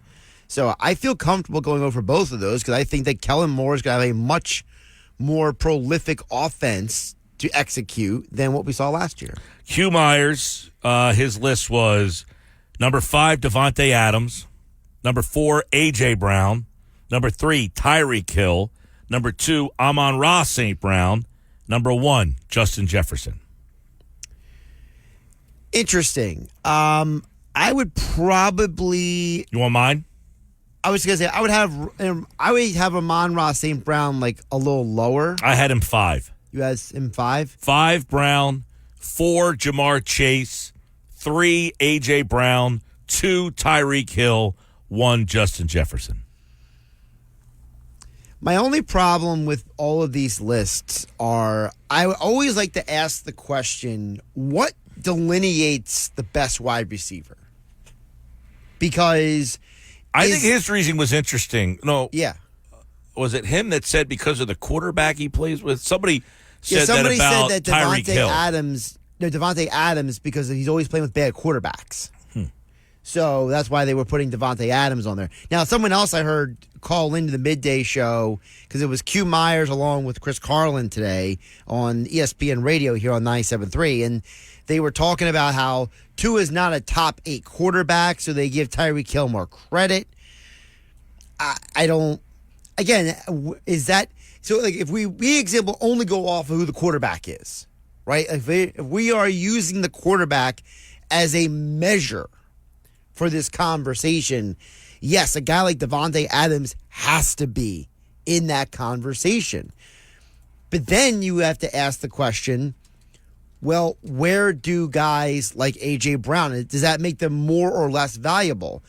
Is Amon-Ra St. Brown, is is Jared Goff helping his stat line, or is Jared Goff like a average starting quarterback in the league? Like where do you delineate these quarterbacks? I don't know. It's a good one. I mean, it's a fair thing to bring up. Is Jared Goff part of the reason why he's, one of the better receivers? Is he a detractor, and that should make him higher? Where's Jalen Hurts on that list? Right. Like, for example, Cam Newton had that audio that went, viral over the weekend where he's saying, I'm taking Dak over almost everyone, including Jalen Hurts, except for like Pat Mahomes and Joe Burrow. And it's like, now everybody's been arguing for days now about, okay, who's the better quarterback? And I think it's subjective. Everybody likes to argue on who's the better quarterback. Of course it's subjective. That's not breaking news. The breaking news would be if somebody said, like, Patrick Mahomes isn't the best. We all acknowledge that he has the best skill set. He gets the most out of the leagues. I think that's what makes Mahomes, is that he didn't have great receivers, and yet he was still the best. Right, and that's why people loved Brady for all those years originally, because he was winning Super Bowls. Speaking of Brady, I saw the first episode of, I watched this because I have Apple Plus now, of the Dynasty. I've heard a lot of mixed reviews about that. Well, it was supposedly pretty harsh on Belichick. I mean, the first episode, it goes into the Bledsoe thing and all that stuff. So I just watched one episode last night. You're trying to maximize this Apple TV Plus for all you I am, and Evan Cohen gave me 2 shows yesterday. Oh, no. That I got to try to, I'm not going to get them all in.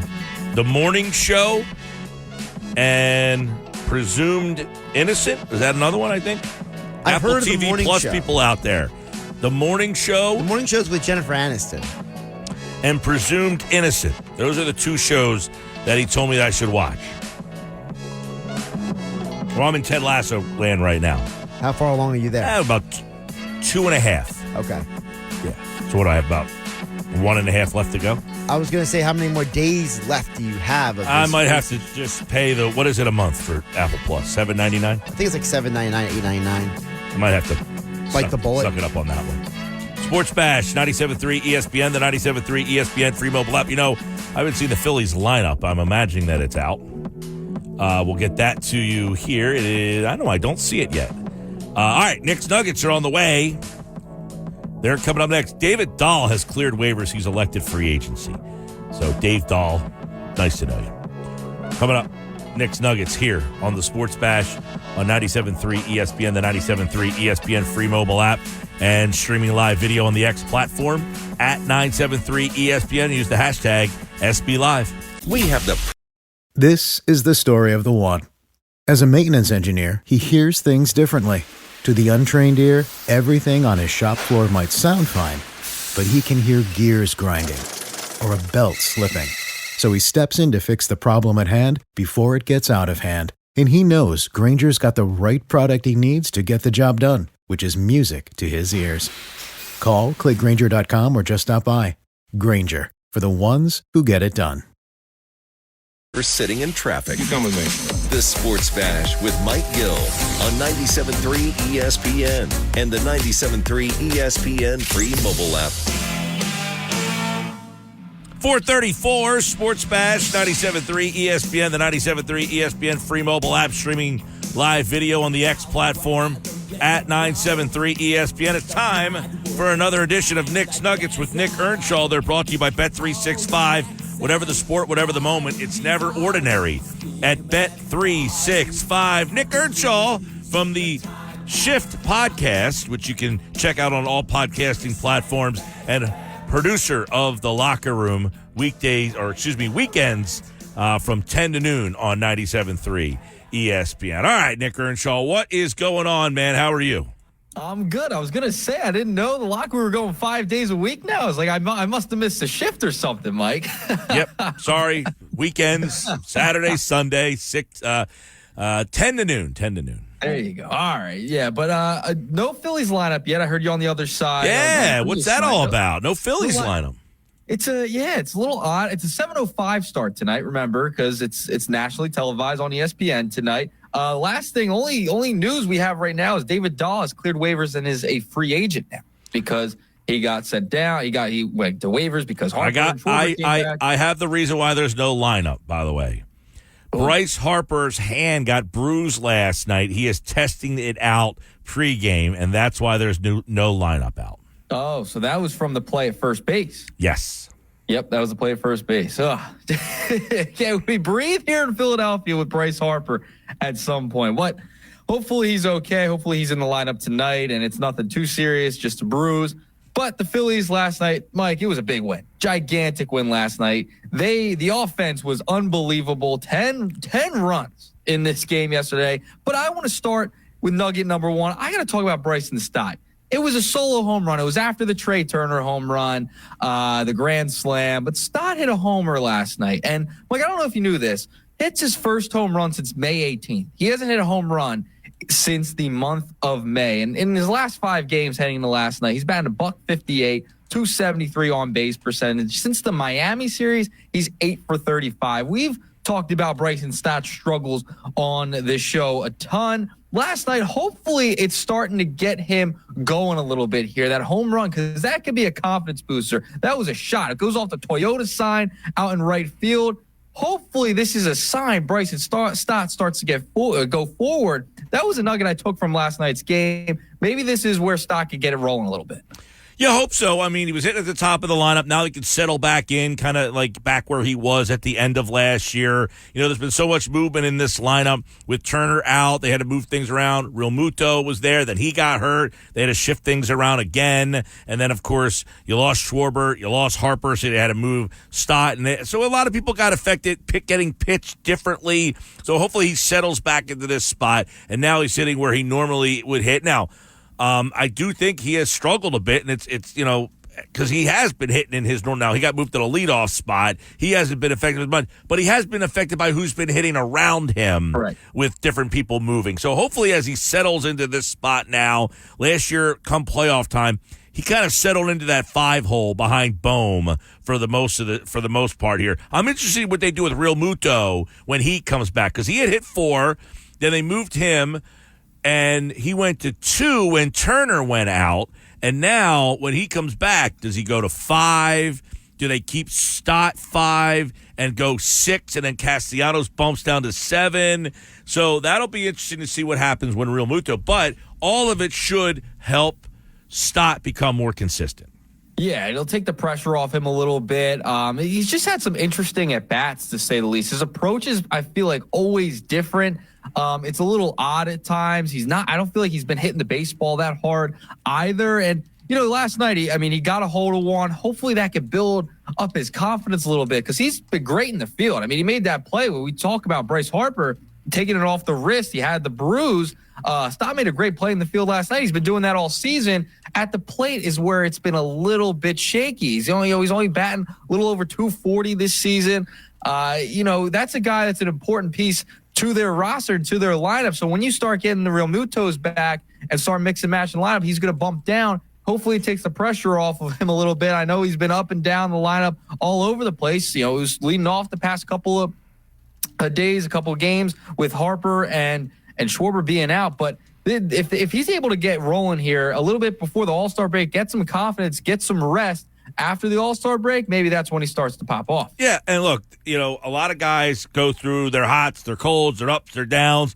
He really hasn't had that much of an up. So if he can get that up somewhere along the line here, they need him. Look, he was a guy who was a big contributor. He hit about 280 last year.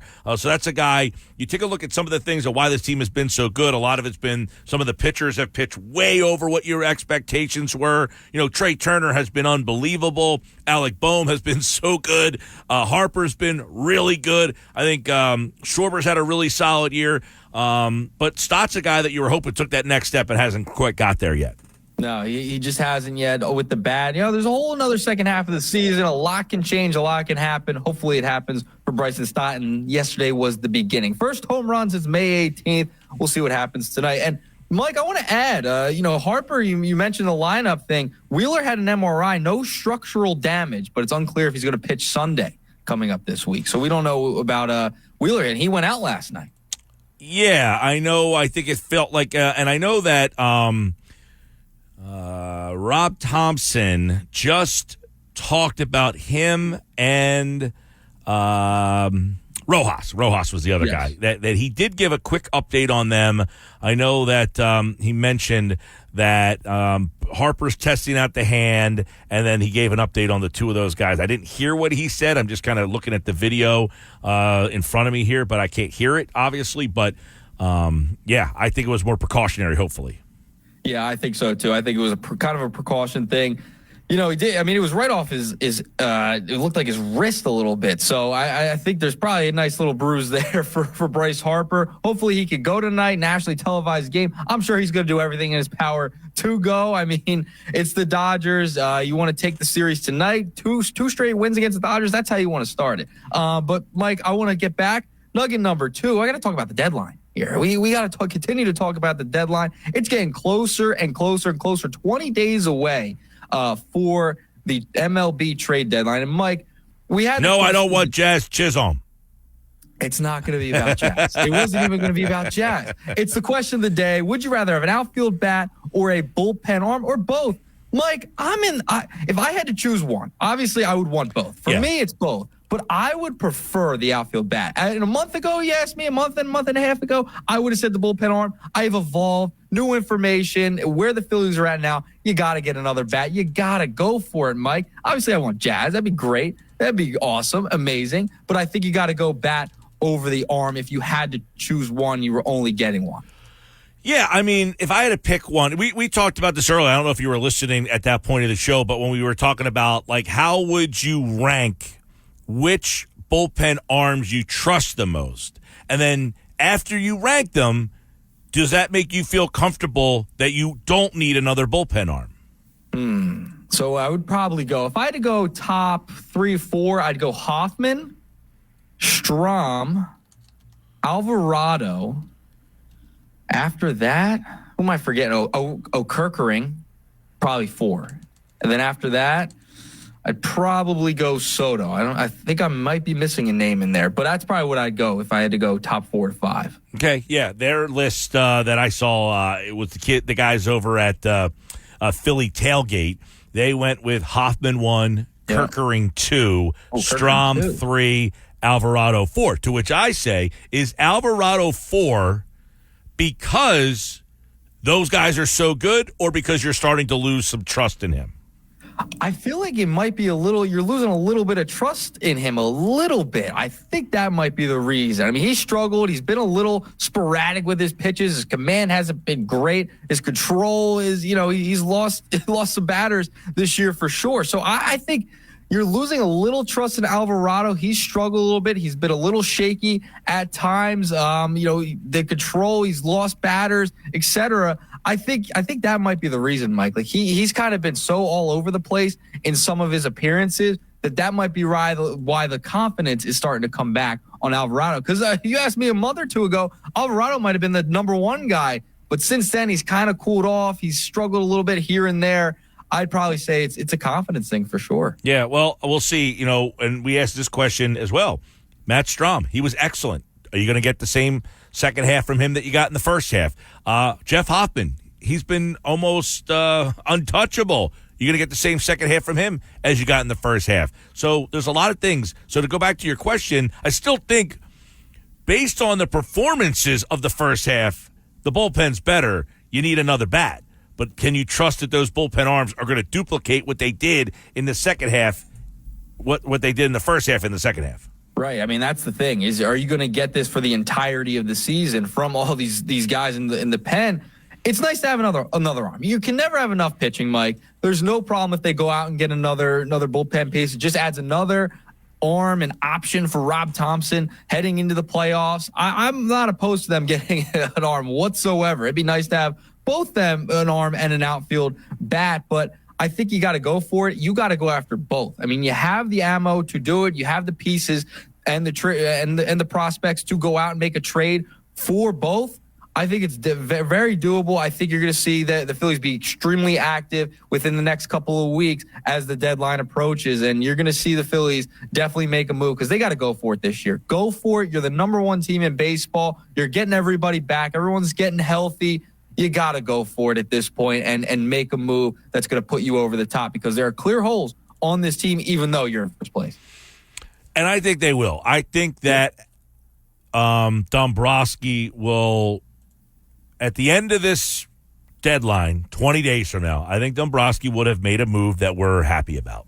Yeah, Although we I said think that so. last year they went out and got Michael Lorenzen. If they did something like that, would we be excited? Another Lorenzen. I mean, if the guy throws a no-hitter again, I'd be pretty excited. I mean, he came here. Was his second start? He throws a no-hitter. Was it first start? I can't remember. I think it might have been his first or second start. He throws the no-hitter. So yeah, I'd be a little excited off the bat, but I think we got to get a little bit more talented there. You got to get more talent. I think there's going to be someone out there that they're going to target. They're going to have to give up to get. They're going to have to give up some decent prospects. Maybe not the Painters, the Millers, or the Crawfords, but I think they're going to have to give up some of those guys in the farm if they want to compete and want to get a guy that's going to make an extreme impact right away. Yeah, I mean, ultimately, I think Dombrowski will do something that will have us talking. Look, when they got Lorenzen last year, we felt like, hey, that's the perfect guy they need, a guy that can start, pitch in the bullpen. He'd done them both. And then he goes out and throws a no-hitter. You're thinking, man, and then he didn't help you at all in the playoffs. Yep. So keep that in mind.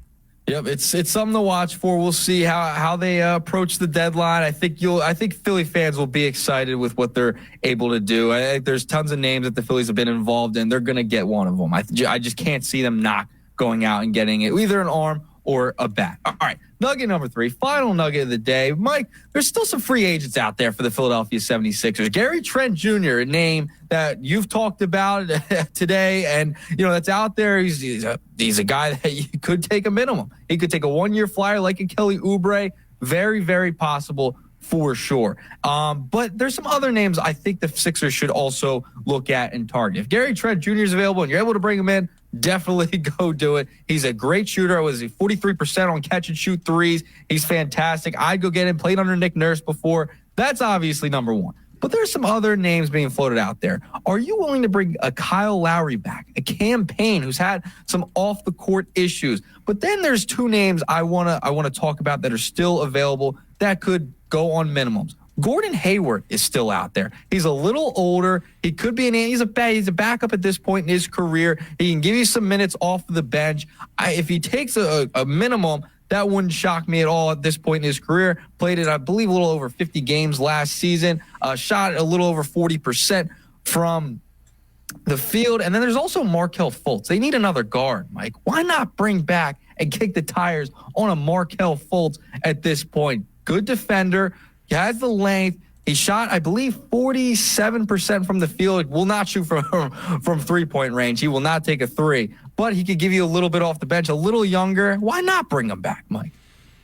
As much as I'm not a Markelle hater, he has no role on this team. I mean, really. You don't think so? No, I mean, he is a guy, is a limited. I like Markelle. Good defensive player, by the way. Can D up on the ball.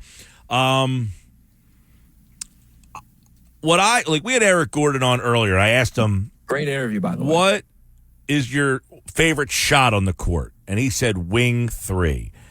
I feel like the wing 3 is the open shot in this offense that they didn't have the guy to connect on last year because of what Embiid does and because of what Maxey does and where they operate on the court. Those wing guys are going to get a lot of opportunities. Markelle just, unfortunately, it's not his shot. I mean, he has come a long way from where he was, but he's nowhere near what you hoped he was. I would say, look, if the guys you mentioned, Gary Trent would be my first guy. I think he's a guy who's played for Nick Nurse and has been he scored 18 points a game playing for Nick Nurse. I mean, he was and he's a young player still. And apparently he's willing to play on a 1-year deal as kind of a prove-it situation.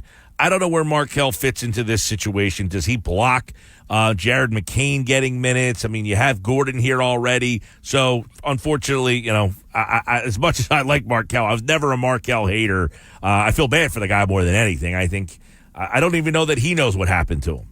I don't think he does either, but I think as a defender, and he could score a little bit, he'd give you something. He's got some talent there. He's young. If you want to prove it, deal. He does have the injury history still. He still has missed some time after the Sixers, but that's a name to throw out there. Gordon Hayward, it's a little older and a little older name, 34 years old. I think they want to try and get a little younger. I think Gary Trent will be the perfect fit. But I think there's some still names out there that they could fill out this roster with. Gordon Hayward would be another one to watch for me. But that's all I got, Mike. Nugget number 3, final nugget. That's what we got for today. There you go. Nick's Nuggets here on the Sports Bash Live, 97.3 ESPN. And, of course, streaming live video on the X platform at 973 ESPN. Use the hashtag SB Live. All right, Nick, we'll see you again tomorrow. All right, Mike, I'll talk to you. All right, Nuggets are back tomorrow. And, of course, they're brought to you by Bet365. Whatever the sport, whatever the moment, it's never ordinary at Bet365. I'm Mike Gill. This is the Sports Bash. And coming up, 5 o'clock hour, we're already here. Dave Gallagher going to talk a little Phils as they approach the All-Star break. Is there any concerns from Dave about this team coming out of the All-Star break? Anything he sees that would worry him? And what guys does he think are going to take a step back in the second half? Matt Strom, Jeff Hoffman, a lot of baseball talk. We always learn something new from Dave Gallagher, and he's going to join us coming up next. 9-year MLB veteran, former Philly, joins the Sports Bash coming up at 5 o'clock here on the Sports Bash. We've got that and the Big 3 today, where we're going to go through some more of that Joe Shane audio. And it gives you a little insight on why Saquon Barkley's here. So listen for that tonight during the Big 3 at 5:30 here on the Sports Bash on 97.3 ESPN. Jersey. This is the Sports Bash with Mike Gill on 97.3 ESPN and the 97.3 ESPN free mobile app. Now live from inside the Ocean Casino Resort Studio, here's Mike Gill. Final hour of the show, but it's a good one. Dave Gallagher, 9-year MLB veteran, former Philly, set to join us as the Phillies get ready for the Dodgers, the A's this weekend, and then the All-Star break is here. We'll get Dave's insight on that, the All-Star break, and this Phillies team with 7 All-Stars. So none of them, not a lot of breaks for the Phils, especially a couple of guys that possibly could use the break. I want to get Dave's thoughts on that and more as he joins me now on the Sports Bash Live on 97.3 ESPN, the 97.3 ESPN free mobile app powered by First Bank of Sea Isle and streaming live video on the X platform at 973 ESPN. Welcome back, Dave. What's going on, buddy? How are you, Mike? How you doing today? Everything's good, and, man, 10 runs last night for the Phils. Trey Turner, grand slam. He's been scorching hot. 342 this year, 380 on base. He had the 2-homer game the other night. He had a 2-homer game a couple of weeks ago when he came off the injured list. Then he hits the grand slam last night. It looks like this Trey Turner is really dialed in right now, man. He's playing relaxed. He's playing like Trey Turner. You know, Phillies fans all know when he first came over, there was a little struggle, and the Phillies fans remarkably played a role in helping to pick him up and get through that adversity. You may remember Bobby Bonilla comes to mind. Back in the day when he came over to the Mets from the Pirates, at the time he signed, it was probably the most lucrative contract. And you sometimes forget great players are still human beings. And there are adjustments to be made. The first people you want to make an impression on is your teammates. When you don't even need to. They're not asking for it, but you feel sometimes like, I want to show these guys that this was a good move, and you press. I can't tell you how many times I've pressed, and it probably has something to do with playing for 7 different teams. Once you settle in, you start to become yourself, and that's what we're seeing in him now. Yeah, I mean, he obviously is a big key. If he can continue now, 342, 380 on base, that's going to be tough to keep up. But, getting those other 2 guys back around him, Schwarber last night, Harper last night, even though Harper, 0 for 4, it was nice to kind of see the offense kind of lengthen back up again. I want to ask you about this. I know we're 20 days from the trade deadline. We talk a lot about Rojas, you and I, Brandon Marsh, generally hitting against right-handed pitching only. Is this a situation where they need to find another outfielder, or did they have enough with the pitching that they have? Or if they really want to do this, does Dave Dombrowski have to get another bat in here? I think it's a really good question, and I believe that they are still trying to figure that out. They don't have much time. But that's what they've been leading up to this point by the moves that they've made. We've watched it, right? We've watched the very beginning of the season. Marsh was not considered an everyday player, and he had to earn it, and he did. You're right. He still doesn't face tough lefties.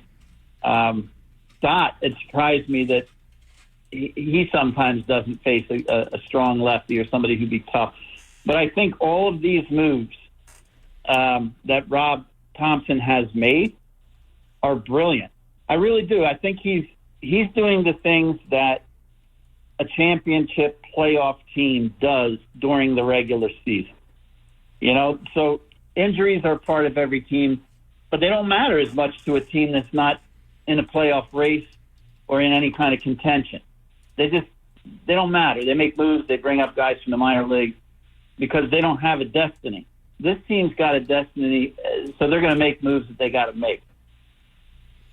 Yeah, and they've made had to make a bunch of them, by the way, over the last couple of weeks here with the injuries there. So for them to kind of overcome that, they persevered, they got through, they get the two guys back, obviously, last night. Dave Dombrowski has to make a tough decision on what to do in that outfield. You mentioned Marsh. I mean, he has really struggled against lefties. He strikes out about 50% of the time against lefties. It seems that the team has kind of given up on him there. They sent Rojas down. They brought him back. So that's where they kind of are in the outfield right now. I want to get your opinion on this, though, because you've been a guy who's been in multiple clubhouses, right?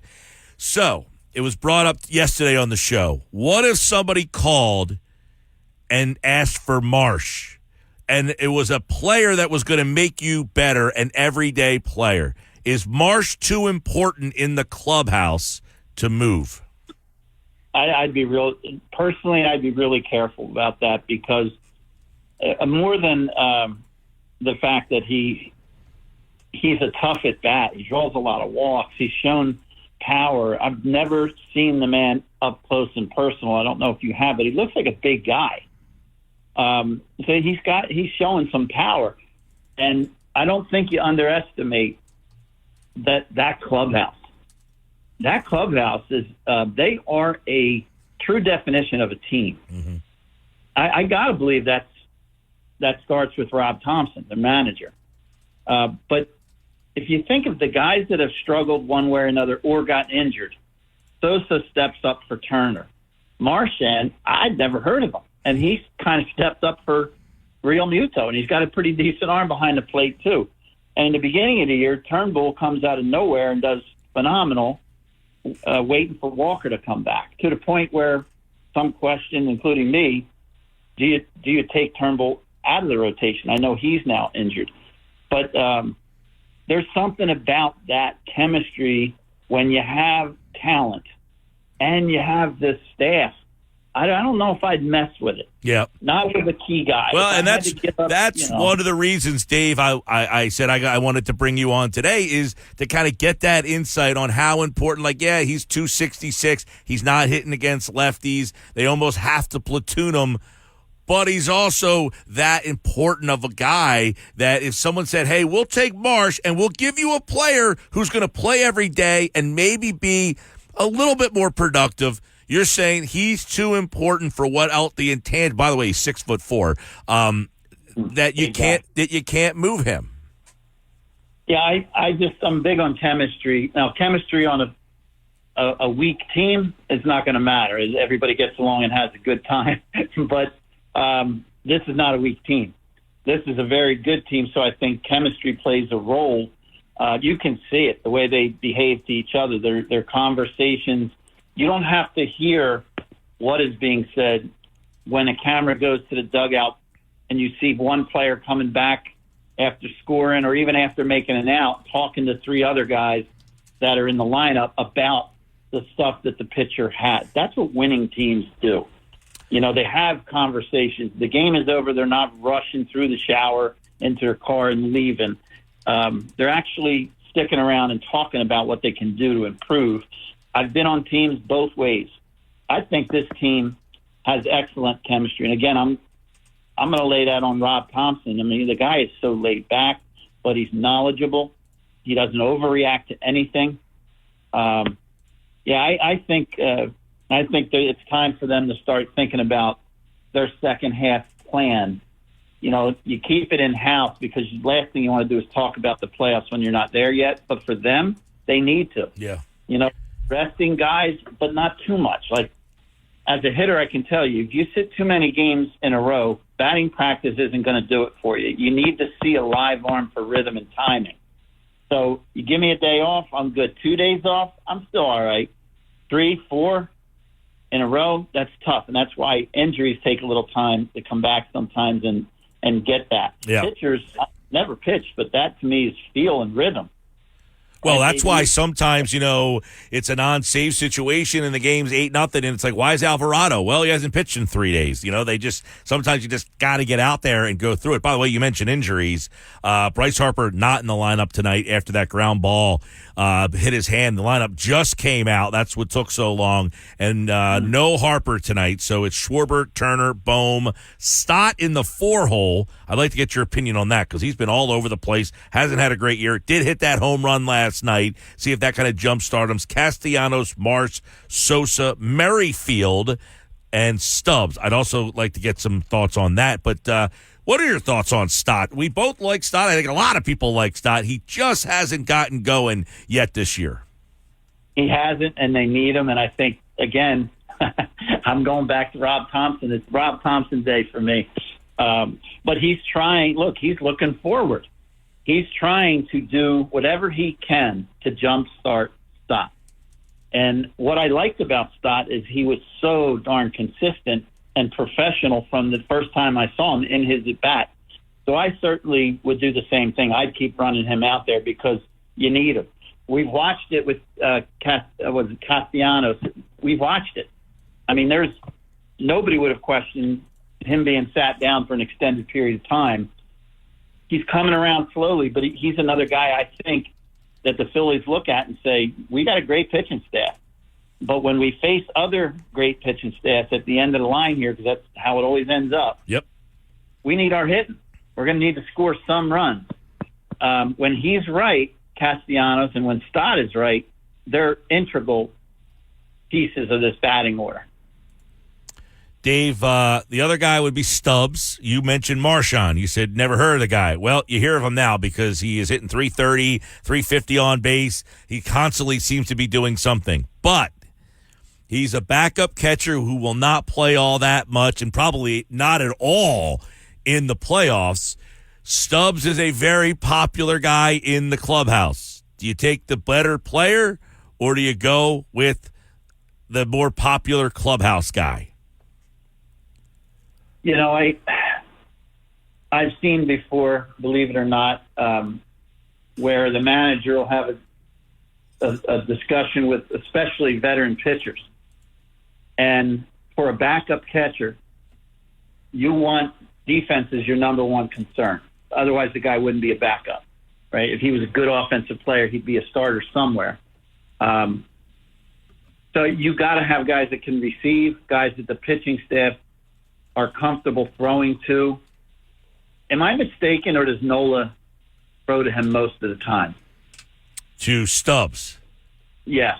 Yeah, they've teamed up a bunch, and that's another thing is, you know, Marchand doesn't know a lot of these guys. You wonder how that factors in. But I guess playoff time, Nola's going to be throwing to Real Muto, and Real Muto's going to play every inning of every game. Absolutely. I remember Charlie O'Brien. He's what I'm just describing. Charlie O'Brien used to be, you know, Mets, Braves, few teams, but he was an excellent receiver, and he understood how to call a game. He had that feel for each pitcher. And Greg Maddux said he wanted to throw to Charlie every start. Yep. Like, that's the impact that these guys can have. And when you have a Wheeler and a Nola, I could see the pitching coach for sure, but even the manager having a conversation.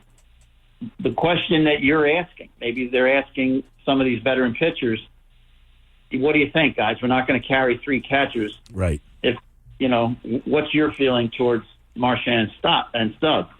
And, you know, they might be able to influence a little bit.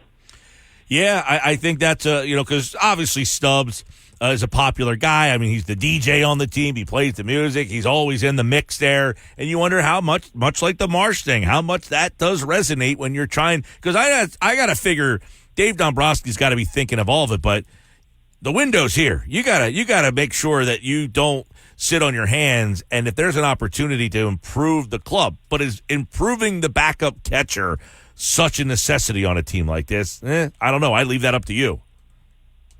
Yeah, I mean, if you think about it, the best backup catcher you could get would be a starter for somebody else, and now you bring into the mix. If you start, part-time playing both of those catchers, neither one's going to be happy. There's a lot to being a role player and accepting being a role player. You have to, for your whole competitive life in any sport, but we're talking baseball, you've got to push back when somebody says you're not a starter. You have to. You've got to push back. You've got to disagree. You've got to fight a little bit for a starting position. The only way you survive. Yeah. And then there comes a time in your career. I remember specifically for me, I was playing for the Mets. I wasn't starting. I started maybe 6 years in a row, an everyday player. Then I became a role player. And I remember being on the bench in New York and looking out at the starting lineup. The game was about to start, and I'm not in that starting lineup. And I looked out there, and I remember saying to myself, if I was the manager, that's the lineup I'd put out there, and I wasn't in it. So I decided right then and there I'm going to try to be the best role player I can be. And that there's a lot to that. You have to accept it. You got to, whoever you're platooning with, you got to be, let's both play well enough that we become a solid starter. You almost want to morph into a single guy whose statistics fit. Yeah. And that's how you survive in the game and stick around. So there's more to, like, let's get the best catcher we can. He's only going to be so good, or he'd be a starter somewhere. So I think you're on to something with the chemistry. Like I said, I think that's, of all the teams I've seen this year, even maybe it's because I see the Phillies a lot, but even last year, celebrations, and they just seem to be close. I think that can carry you. Yeah, well, one of the big things will be the bullpen. It's been excellent. Jeff Hoffman has come out of nowhere, and he has kind of taken over the closer's role to the point, Dave, he's an all-star. Matt Strahm has made the all-star game. But if I said you trust Jeff Hoffman, Matt Strahm, I don't know where else other guys are on your hierarchy there, does that say I need another bullpen arm, or do you trust that those guys will do in the second half what they were able to do in the first half? I think the roles are, finally being figured out of where they fit, but that'll be ongoing. You've seen it. We've seen it where a closer, like one of the top closers in a game, can just, like anything else, go cold. Phillies cannot allow anything like that to happen as they're, winding down the regular season and heading into the playoffs. So they do have choices in the pen, which is fantastic. Adding another arm, it's a solid arm, can always make sense because that role for that particular pitcher can change. He could be setup man, he could be a long guy, or he can be the closer if that's the type of guy they go out and get. I think you got to earn the importance of your innings, and that's always, even to the top guys that have big contracts. When you're in the playoffs, I think the contract goes out the window. You got to win. Yeah. Well, it's interesting because Jeff Hoffman kind of came out of nowhere, and he has been, him, and then Kerkering, obviously, who, they gave him a shot last year. I don't know that he did what we were hoped to, I don't know that he put his best foot forward in the playoffs last year, but he has been excellent this year. Do you trust Kerkering as a guy? Alvarado, where is he on your depth chart of guys you trust? So bullpen is always tricky when you're thinking about guys that you trust. Yeah, this is unfair for me to say. I'll state it right up front. I don't trust Alvarado.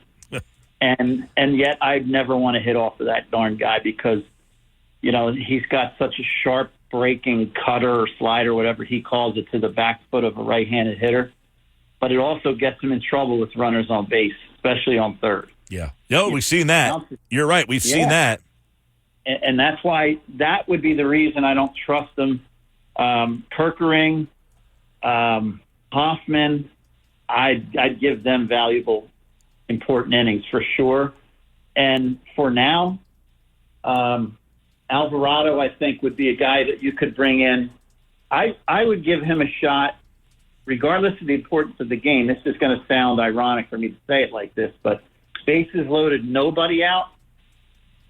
I could see him getting 2 strikeouts and a pop-up. Well, I was going to say, because I can read your mind, you think he can come in and strike 3 guys out. Yeah. Yeah. So it's strange to say that here, I'd be okay with bringing him in with the bases loaded and the crowd going crazy and the moment is big because he's got the opportunity that it can be done. Whereas other guys who are more pitching to contact, that might end that game. Just simple contact might end that game. So there's a role. It's probably not the role he would want, but you got from now to the end of the season to build that confidence up in the staff because Dave Gallagher doesn't make those decisions. He's got to make an impression on them. Well, the last one I want to kind of get your thoughts on is obviously Suarez and Sanchez have come out of nowhere and have been unbelievable. Can they do what they did in the first half in the second half? Do you look at those guys as guys who have taken that next step into elite starters, or is there like, hey, I don't know that they can do that again? Is Sanchez tonight? Sanchez pitches tonight, yes. I think this is a big start for him because Suarez, it's so hard to read Suarez. So hard to read this guy, and it works for him. He's so calm on the mound. But there's been a different little bit of body language in him in the last couple of starts. He's been so fantastic, and there almost looked like a little confusion, as to making pitches that are getting hit. And I remember, Mike, both of them I put in this category, Sanchez. I remember you saying, and you were right, a while ago, how you were getting frustrated that Sanchez was not, he wasn't lasting long in the games, and you had to go to the bullpen early, and that took a toll on the arms in the pen. Well, he's kind of righted the ship on that. He's going deeper into games, and I think about their whole staff. They're doing so well. I'd love to ask Tommy Green. I know he comes on Sundays because he'd be a hell of a lot better expert on pitching than I would be.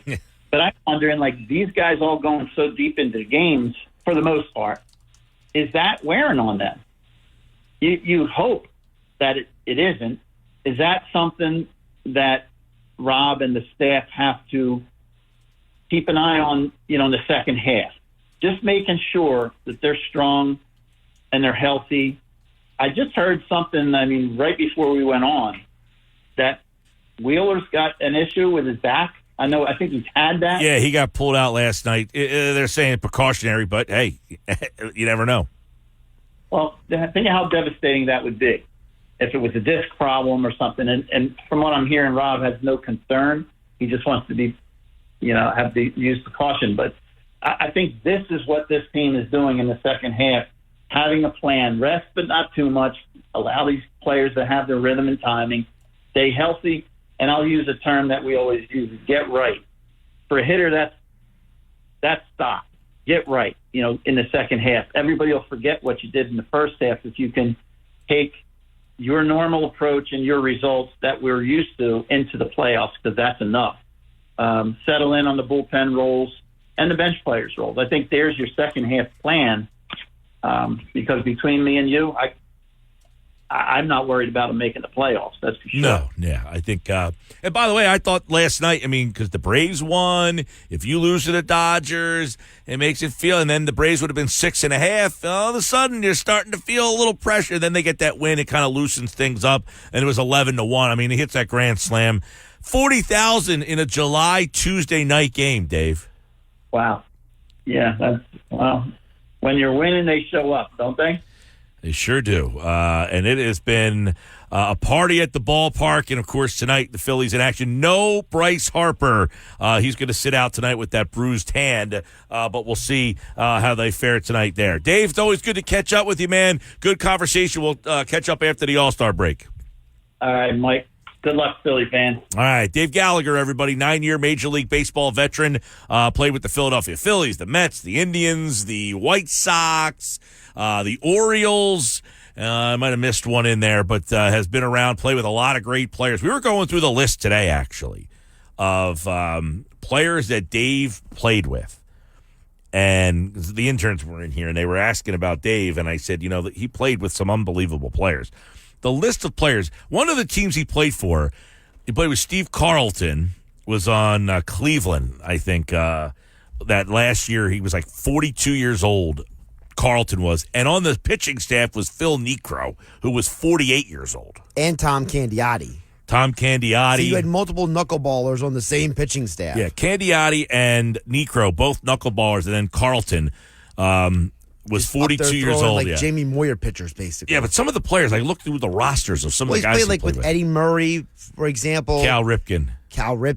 Bobby Bonilla. Played with Hall of Famer Harold Baines. Yep, absolutely. There's a lot of Joe Carter, Julio Franco. I mean, I look at the list of the guys that he played on a Braves team with Maddox, Smoltz, Avery, and who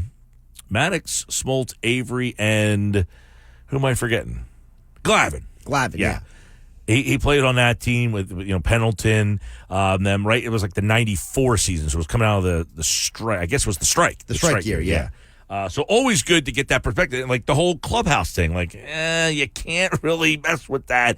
You know how much he values it. But one thing he does seem to value is the job that Rob Thompson has done for this team. And it's something I brought up earlier today. Follow us on our social media channels at 973 ESPN, at Mike Gill Show. Use the hashtag SBLive, and you can find us as we continue on this Wednesday. Hey, if you missed our conversation with Eric Gordon, it's up on our YouTube channel right now. You can check that out. Sixers guard Eric Gordon, Sixers beat writer Keith Pompey. You can go back and watch the full show on the X platform at 973 ESPN. Just use the hashtag SBLive.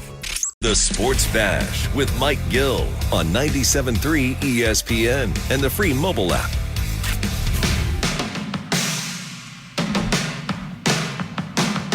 .532 Sports Bash. 97.3 ESPN. Phillies lineup. It's brought to you by Clark's Moving and Storage, Rio Grande. It's a breeze with Clark's Moving and Storage. Moving is a breeze. Came out late tonight because of the injury to Bryce Harper. I don't think it's a big injury, more precautionary.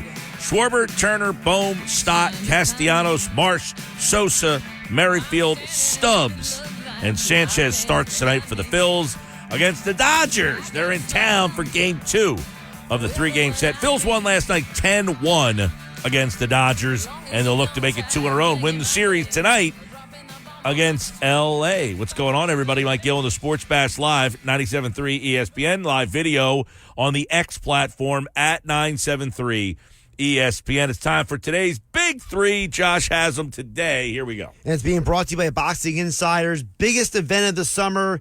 Boxing is returning to Tropicana Atlantic City inside the showroom for another big event. The return of junior middleweight, the undefeated Justin Figueroa from Atlantic City, along with top-rated heavyweight Otto Wallen and Absegami High School graduate Bruce Selden Jr., all in action Friday, July 26th. Get your tickets right now at Ticketmaster.com.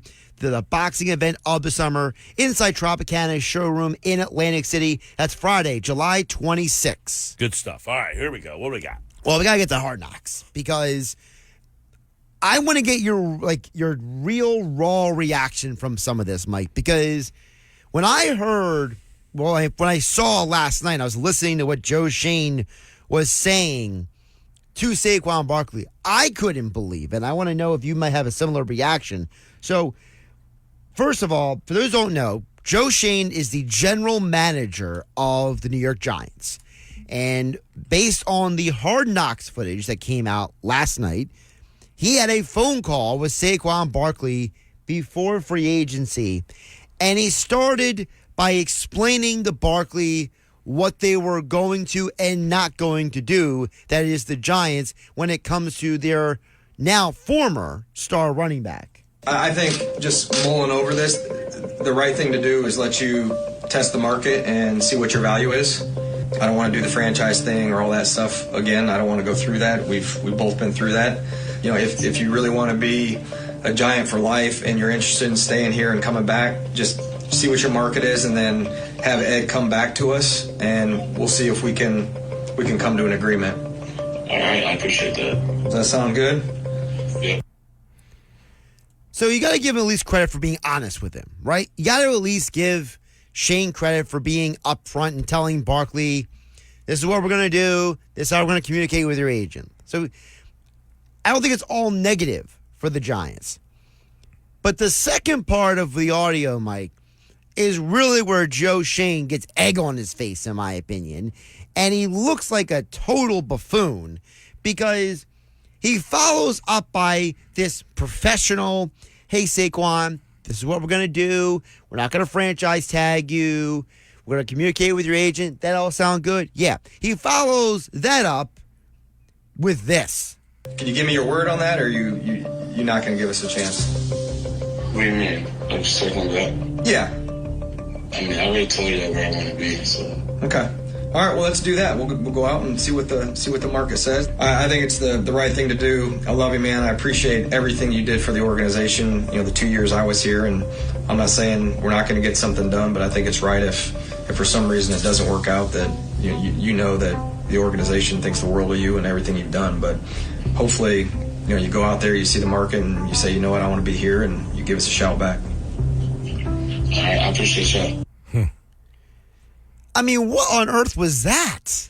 Yeah, I don't think Joe Shane made it sound so much as if he was interested in bringing Saquon back. Now, there's a couple things here. One, Saquon makes it pretty clear that he says, you know where I want to be. Right. So the whole Paul George thing, the Sixers were not his first choice. It doesn't sound like the Eagles would be Saquon's first choice either. Correct. It sounds like he wanted to stay with the Giants. And in his voice, it sounded like he was disappointed that they didn't want him. Yeah, they didn't aggressively pursue him. They were just like, hey, why don't you go and find out what your value is and come let us know.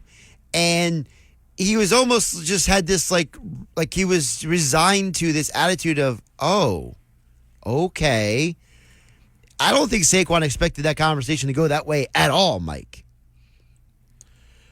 Yeah, and by the way, I have to imagine that Saquon Barkley didn't know that it was being recorded by Hard Knocks, maybe? Well, honestly, maybe it makes him look better then because he wasn't prepared. It was a genuine reaction to what was being said to him. It was not – he didn't know that this would be, you know, blasted into the rest of the world, but he looks better for it. Well, I mean, he looks better for it, I guess, but he also – it looks like he wanted to go back to the Giants and they didn't want him. And – he comes to the Eagles with the thought of, this is where I wanted to be. I always wanted to play for Philadelphia.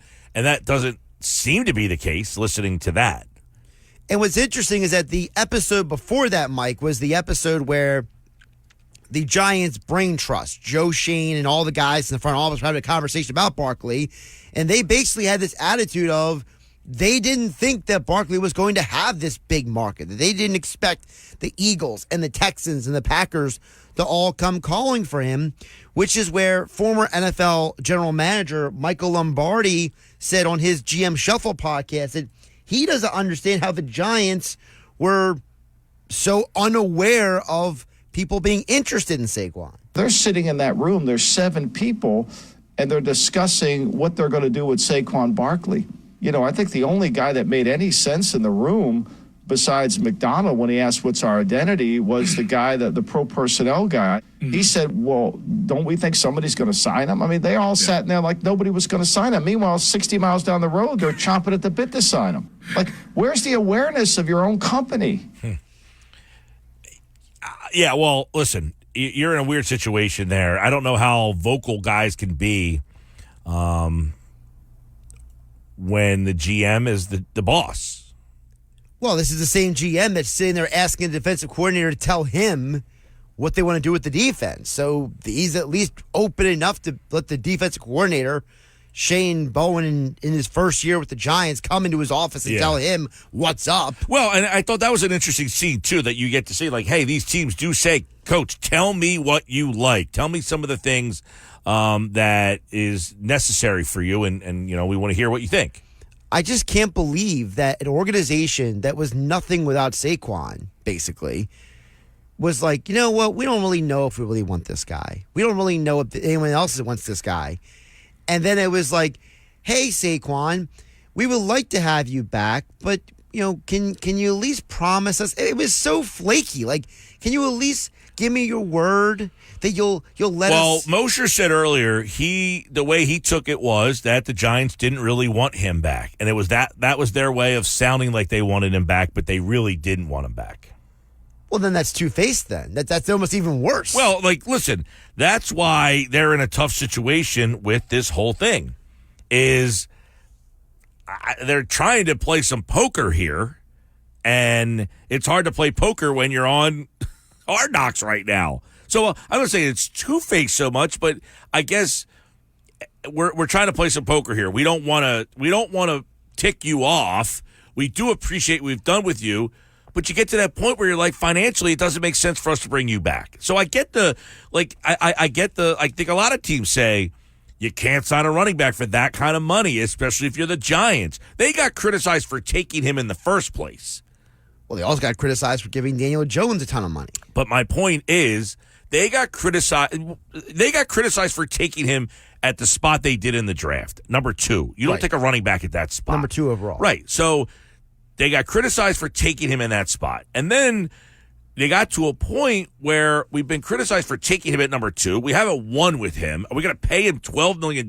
I can understand the Giants' decision not to bring him back. So they were in a tough spot here of trying to respect that he was a big part of our team, but that we also don't want to pay that person. Well, what's interesting is that for me, Mike, I was listening to Saquon last night, and his, for lack of a better term, almost like neutral sound in his voice when he was talking to Joe Shane. Compare that to how he described being in the building with the Eagles for the first time when he was on Jason Kelsey's podcast a couple months ago.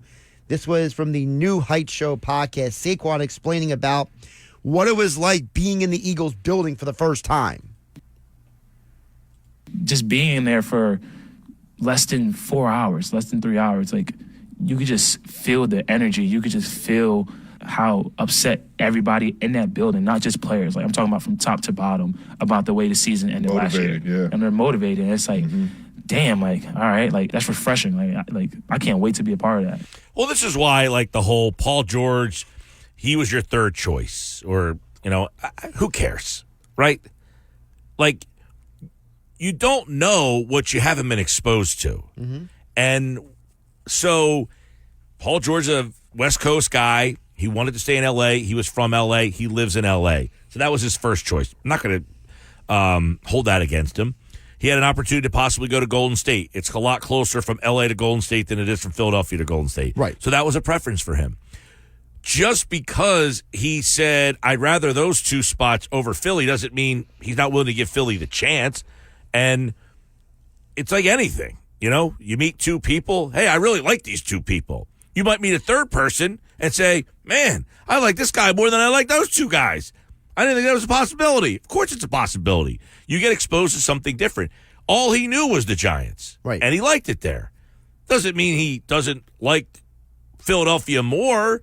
After he went there, he might have said, my gosh, like, this is so different than the way the Giants handle things. I like the way the Giants handled things, but this is better. So it's like anything. I mean, hey, you drive one car. This is a really nice car. You jump in another car, you're like, man, this is a lot nicer than the car that I was just driving. You can like multiple things. And so that whole Paul George and like if Saquon Barkley in his mind said, I like the Giants. I felt comfortable with the Giants. I want to stay with the Giants. I don't fault him for that. I don't look and say he didn't want to play for the Eagles. I think it was. I felt comfortable where I was. I don't want to leave there. No, I think he got blown away by the Eagles. I think when he realized how different the Eagles were of an organization. I think that impacted him. I think that we don't always realize that players, when they get to talk to people one-on-one, the general manager or the owner or the head coach or other players on the team, those conversations can have a real impact on these guys. You heard Paul George say, hey, Dr. J sold me on the Sixers. I really liked what the Sixers had to say. You heard Saquon say, look, I was in the building for basically 4 hours, and I was like, this is refreshing. This is great. And I think there is something to be said about the difference in the culture, and that is another point that Michael Lombardi criticized, we'll call it the Giants for, that there's a huge difference in his mind between the Eagles organization. For those who don't know, Michael Lombardi is friendly with Howie Roseman, so he knows Howie very well. And Lombardi criticized the Giants and compared them to the Eagles. They don't have a compass. When you have a philosophy, you have a compass. This is who we are. We're devoted to offensive and defensive linemen. We're going to draft them. The Eagles have a compass. They've added an auxiliary piece into Saquon Barkley, but they fit him in. But their compass is we're going to put money in offensive and defensive linemen. That's who they are. They have no linebackers. I mean, they don't give a shit. That's who they are. But there's nobody that's telling me who the Giants are. You're nothing. You don't have an identity. Yeah, and listen, I don't think I think a lot of people, especially in our market where we have some Giants fans mixed in, we obviously have Cowboys fans mixed in, but a majority of our area or listenership are Eagles fans. But the Eagles fans have had this love-hate relationship with Howie Roseman. Right. And the outside looks in at the Eagles and says they are better run than the Giants. They're better run than the Commanders. They're better run than the Cowboys. Right. And they're better run than just about every other team in the league. So for any warts or problems that we have with the Eagles, you could go back and say, we have it better than just about every other team in this league. Do you win the Super Bowl every year? No. But how many years in the last 25 have the Eagles not been a legitimate playoff to Super Bowl contender? Very few. And you could argue it's because of the culture. It's because they have, as Lombardi calls it, a compass, an identity, whatever you want to call it. Saquon called it the culture and the vibes in the building. The Eagles are running their business the right way. And for whatever reason, other teams around the NFL don't. They don't prioritize what the Eagles prioritize. And whether you are a Saquon Barkley or a Paul George, yeah, Philly might not be your first choice, but when you met with those people, you realize that people like Daryl Morey and Howie Roseman probably have a better head on their shoulders than some other GMs do. Yeah. Listen, Dan in EHC says Barkley's overrated. All the years with the Giants playing against the Eagles, there was never a fear in him dominating. He never impressed me with the eye test. Well, then you need your eyes examined. Yeah, you need a new eye doctor. Buddy. Yeah, the problem, if Barkley had an offensive line to run behind, they had one of the worst offensive lines in football during his tenure there. Yep. And you heard it in the video, the show. They said, can you imagine what Barkley's going to look like behind a line like Detroit's or Philadelphia's? Yep. They singled out two teams, Detroit's and Philadelphia's. Well, now you're going to get to see what Saquon Barkley looks like behind a legitimate offensive line. I think that you're going to see Saquon have a similar impact on Philadelphia that Christian McCaffrey had in San Francisco. He's not going to be the number one option, but boy, when they use him, watch out. Sports Bash Live, 97.3 ESPN, the 97.3 ESPN free mobile app, streaming live video on the X platform at 97.3 ESPN. Don't forget the Home Run Derby, Alec Boehm, Monday night. You can listen to it right here on 97.3 ESPN. It's Mike Gill. And I am the voice of the voiceless. On 97.3 ESPN and the 97.3 ESPN free mobile app. Just read this, Josh. The toll on the Walt Whitman and the Ben Franklin is going up to $6. Of course they are. I mean, what would the necessity be to charge $6 for someone to drive over your bridge? Oh, I know what the answer is. It's an unpopular answer. Unbelievable. I don't know when that's going to affect. Let me see if I can find that out. Well, it can go along with the concession prices being among the highest in baseball and the NFL at Phillies and Eagles games. August 1st. Oh, just in time for Eagles season. August 1st, the toll's going up. Just in time for Eagles season and the Phillies playoff run. You think that's what it has to do with? Maybe not literally, but I'm sure somebody in the back of their mind thought about that. How can we maximize this toll boost? Good luck getting around that. Well, if you want to get to a Phillies game before you have to pay $6 to get over the bridge, do it now. Do it now. So horrible. Busy show today. Thanks to everybody who listened in. Thanks to everybody who watched today. Have a big viewership today. Thanks to everybody out there on the X platform at 973 ESPN. The great thing about this show, Mike, is they don't have to pay a toll or an entry fee for the Sports Bash. Show is free. The show is free. Great show today.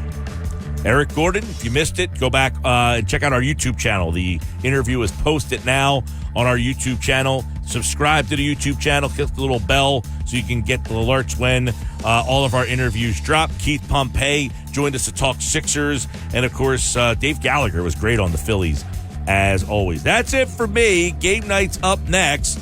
And I'm back tomorrow here on the Sports Bash live on 97.3 ESPN, the 97.3 ESPN free mobile app, and streaming live video on the X platform at 973 ESPN. Thanks, everybody. This is the story of the one. As head of maintenance at a concert hall, he knows the show must always go on. That's why he works behind the scenes, ensuring every light is working, the HVAC is humming, and his facility shines. With Grainger's supplies and solutions for every challenge he faces, plus 24/7 customer support, his venue never misses a beat. Call quickgrainger.com or just stop by. Grainger, for the ones who get it done.